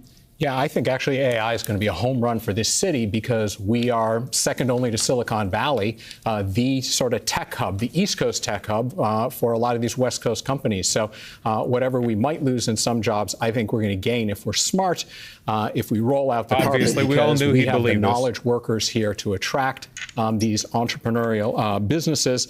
But we've got to stop shooting ourselves in the foot with left-wing madness like driving away Amazon and the 40,000 jobs that they wanted to bring here. And lastly, I'll say we can use That's him shit-talking AOC. AOC pushed for Amazon not to set up warehouses in New York City because of the labor violations and the tax benefits they would have gotten, everything. That's what he's whining about. AI to bring a lot of permitting by the city online to Thank you, Mr. Tilson. Mr. Cuomo, you have 30 seconds. Yeah, I am the candidate on the stage who's endorsed by more labor unions than anyone else, of 650,000 working men and women, and I'm proud of it. AI is undeniable. It's coming. There's I think, a tremendous opportunity for economic development here in New York by bringing AI to New York and bringing those businesses here. The West Coast doesn't have a franchise. You hear a lot of four-letter words here. You hear free, you hear taxes. You don't hear jobs. We need opportunity, we need jobs, and we want to reorganize government. AI can help, but we want to protect jobs. Mr. Myrie, you have 30 seconds. Yeah, I'm the proud son of a city worker. My dad taught special education in the Bronx for 22 years. I would not be who I am today without it, without what he fought for and what he did for students every day. I believe we have so many city workers that are doing their absolute best to serve this city. We actually have thousands of vacancies in our city workforce now, so I want to hire more city workers to get them to do it. Of course, AI is going to have a role to play going forward. We have to all play a role. Do you think it looks better to voters to talk over mods when they call timer to stop talking? It's very context dependent, honestly. It's very context dependent. I don't have a straightforward answer to that. I think sometimes it makes you look like you're salty and mad. Sometimes it makes it look like you've got a powerful voice that, you know, you're like the underdog trying to speak out. You don't want to get in an argument with the mods ever. That's one lesson for sure. In ensuring that this is an industry that grows in our city. One way we're going to make us attractive Thank you, is Mr. 1 million homes over the next 10 years. Thank you, Ms. Ramos. I wrote the law to protect our artists, our actors, image and likeness from AI's use through movie studios. Okay. And that's exactly what I want to do. I want to put the power in our workers' hands to help us lead the transition into the use of artificial intelligence. We can't be Luddites, but we do have to make sure that the workers have a say as we make those transitions, especially when I want to transition them and repurpose them for mental health capacities where we have deep shortages. Mr. Lander? 3 strategies I've proposed to use AI and technology to make government more efficient that won't cost any jobs but will save us money. Last year, we paid out over $2 billion to settle 12,000 claims. I have an RFP in the field to use machine learning and AI to find patterns, put it on the books of the agencies that cause it so we can actually reduce that. Second, we should have NYCHA vendor scorecards that enable residents to rate the repair vendors that come into their units. And we're not doing that right now. We could make much better use of our taxpayer dollars by going with the vendors who actually get the work done. Thank you. And Ms. third, you're up. she says I got 15. Oh. I got the 15 seconds. Sorry, mixed signals. Okay. I got one more idea for the next time. Okay, I'm sorry about that. Ms. Adams? You know, I'm not a career politician. I come out of the world of corporate America, so I know the benefit of technology. I actually used to teach tech in another life, so I know the benefits of AI. I think it's something that we need to embrace as New Yorkers. I think that it's something that can bring a lot of profits into New York City. That said, we should not balance AI along with the release of our workers that can do such a great job and are doing such a great job for our city. There is a balance here. As mayor, I will reckon that balance and reconcile that balance so that we do not lose. Thank you, Ms. Adams. We are training our workforce towards embracing AI. Thank you, Mr. Stringer. Look, I think AI is a great opportunity for the New York City economy, and we should embrace it. But we also have to know that with any new technology comes the job of the mayor to protect our workers and our citizens. And I don't think it's an either-or question. I think AI can come in and actually have a benefit to the city workforce. Imagine training new kids at CUNY and places to get into the tech economy. This is one vehicle to do it. Obviously, as mayor, you have to by replacing about city the abuses. services with AI. I will do that. My record as a pro-labor elected official, borough president, controller is without question, and I believe we can manage this. Okay. Mr. Blake, I'm sorry, I jumped that. Mr. Blake, you have the final word. That was my mistake. Our campaign theme is tomorrow begins today, and that's the epitome of when we talk about for AI. As a small business owner, which I've managed more than 15,000 people across the country over the years, it's the appreciation of groups such as Adventure or National Gem Consortium on the Knowledge House, so we can be very intentional how AI can be utilized for good. I would say also specifically, we need technology for good. You can track a flight or food, but you cannot track closing up a residential repair in your home. So we have to find better ways. And to your last part of your question, you can do that and equally create jobs while reducing regulation and red tape at the same time. Candidates, thank you. We have a few short questions, lightning round questions, some call them, just to get a glimpse of your thinking on some of the issues that are relevant to New Yorkers. So New Yorkers are feeling stressed about housing in the city, as you've all alluded to, as we know. How much do you pay each month for rent or a mortgage? We'll go left to right. Oh, my God. Our home is paid. I'm a homeowner. Okay. Mr. Lander. We have a mortgage, a home with one rental unit. The total mortgage on the house, $3,300. Okay, thank you. Ms. Ramos? We rent. We pay $2,500 a month. Okay. Mr. Byron? Sir, in a rent-stabilized apartment I grew up in, $1,300. Mr. Cuomo? $7,800. Mr. Tilson? I own and pay about $5,000 a month in maintenance and taxes. Mr. Mamdani? $2,300 for my one-bedroom in Astoria. Mr. Blake? About $1,800 for the home that I own with our family. Okay. Mr. Stringer? I'm getting ripped off $6,400 a month. Property tax reform. Come on, I can do it for you. All right, thank you. Helicopter traffic around Manhattan is a constant debate. It's a complaint for many. Should helicopter traffic be limited? We'll go right to left. Mr. Stringer? Yes. Mr. Blake? Absolutely. Mr. Mamdani? Yes, we should ban all non-essential helicopter travel. Mr. Tilson? Yes, I agree. Mr. Cuomo? It should be limited, yes, sir. Especially out of Westchester. Mr. Myrie? Yes, and I've co-sponsored legislation in the state to that effect. Okay. Ms. Ramos? Stop the chop. Mr. Lander? Okay. Yes. Okay. And Ms. Adams? Already doing the work. We've already passed a bill in the city council. Okay. The first foreign visit by a mayor of New York is always considered significant. Where would you go first? Good question. Left to right, Ms. Adams. First visit, I would visit the Holy Land. Of course. Okay. Ms. Lander. Mr. Lander, sorry. Boy, what Trump is doing to Canada, there's a lot of opportunities for us to partner better with them. Ms. Ramos. I'd love to meet Claudia Sheinbaum, but I'd probably head to Colombia, to my parents' homeland. Solid answer. I am the proud son of 2 Caribbean immigrants. I represent a robust Caribbean constituency. I'd like to go to the Caribbean as my first visit. Mr. Cuomo? Given the hostility and the anti-Semitism that has been shown in New York, I would go to Israel. Yeah, we know. Mr. Tilson, where would you go? Yeah, I'd make my 4th trip to Israel, followed by my 5th trip to Ukraine, 2 of our greatest allies fighting on the front lines of the global war on terror. Mr. Mamdani. I would stay in New York City. My plans are to address New Yorkers across the 5 boroughs and focus on that. Mr. Mamdani, can I just jump in? Would you visit Israel as mayor? I've said... What? Why does he get the specific Israel? What? travel to Israel to stand up for Jewish New Yorkers. And that is what I will be doing, New Yorkers, and I'll be meeting them wherever they are across the 5 boroughs, whether that's in their city. Wait, what was this answer? I'm sorry. No, As mayor? I've said travel to Israel to stand up for Jewish New Yorkers. And that is what I will be doing, New Yorkers, and I'll be meeting them wherever they are across the 5 boroughs, whether that's in their synagogues and temples. There was a cut, and also the audio's desynced now. Or at their homes or at the subway platform, because ultimately we need to focus on delivering on their concerns. And just yes or no, do you believe in a Jewish state of Israel? What the fuck? I believe Israel has the right to exist. Not as a Jewish state? As a state with equal rights.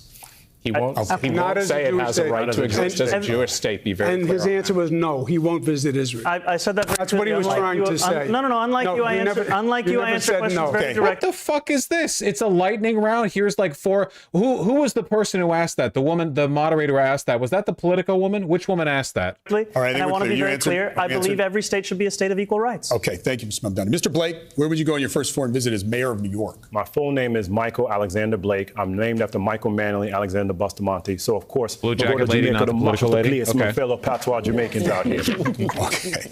Mr. Stringer? Maybe I'll go with you.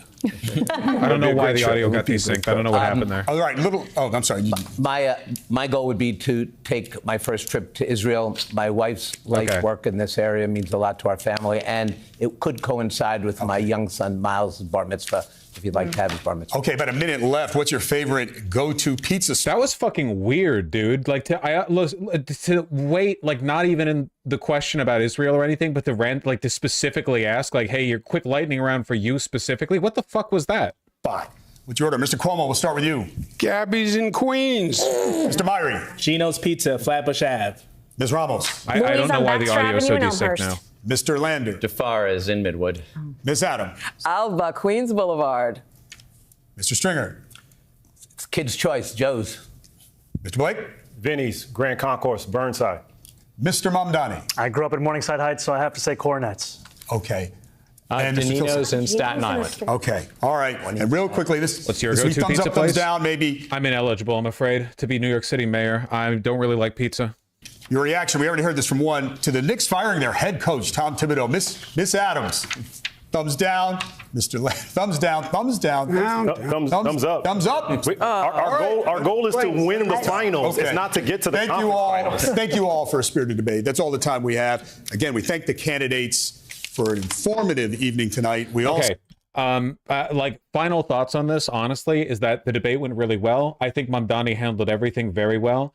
I don't know what the fuck that was at the end. Honestly, everything seemed pretty fair. And then at the end, he just gets this weird lightning round where he's like, hey, do you believe that Israel should be an ethno-state? The correct answer is yes, by the way. I don't know what the fuck that was about. It's like they had like a quota of bashing on Mamdani they had to fill in at the last second. Yeah, that was fucking crazy. Oh, honestly, like most of the debate was just dunking on Cuomo, not like Mamdani necessarily, right? Like it was more anti-Cuomo than pro-Mamdani. If those two are the last candidates, which they will be, that is good for Mamdani. My only hope is that this, the focus on Cuomo doesn't lead to him getting a boost.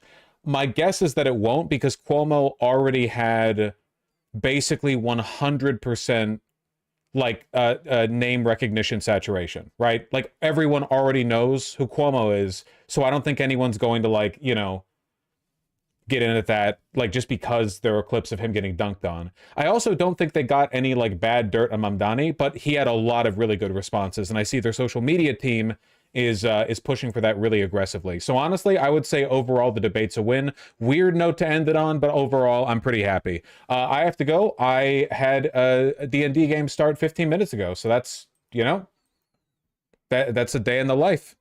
You know how gay people are. It's pride. You can't keep me. Sorry about the donos, dumbasses. You thought I'd read them today? I'm gonna have to read them tomorrow. You fucking fell for it. And remember, if you want a fucking phone bank or whatever for Mamdani, you have to join PV Progressive Victory. Progressive Victory phone banking. Go do Progressive Victory. Go.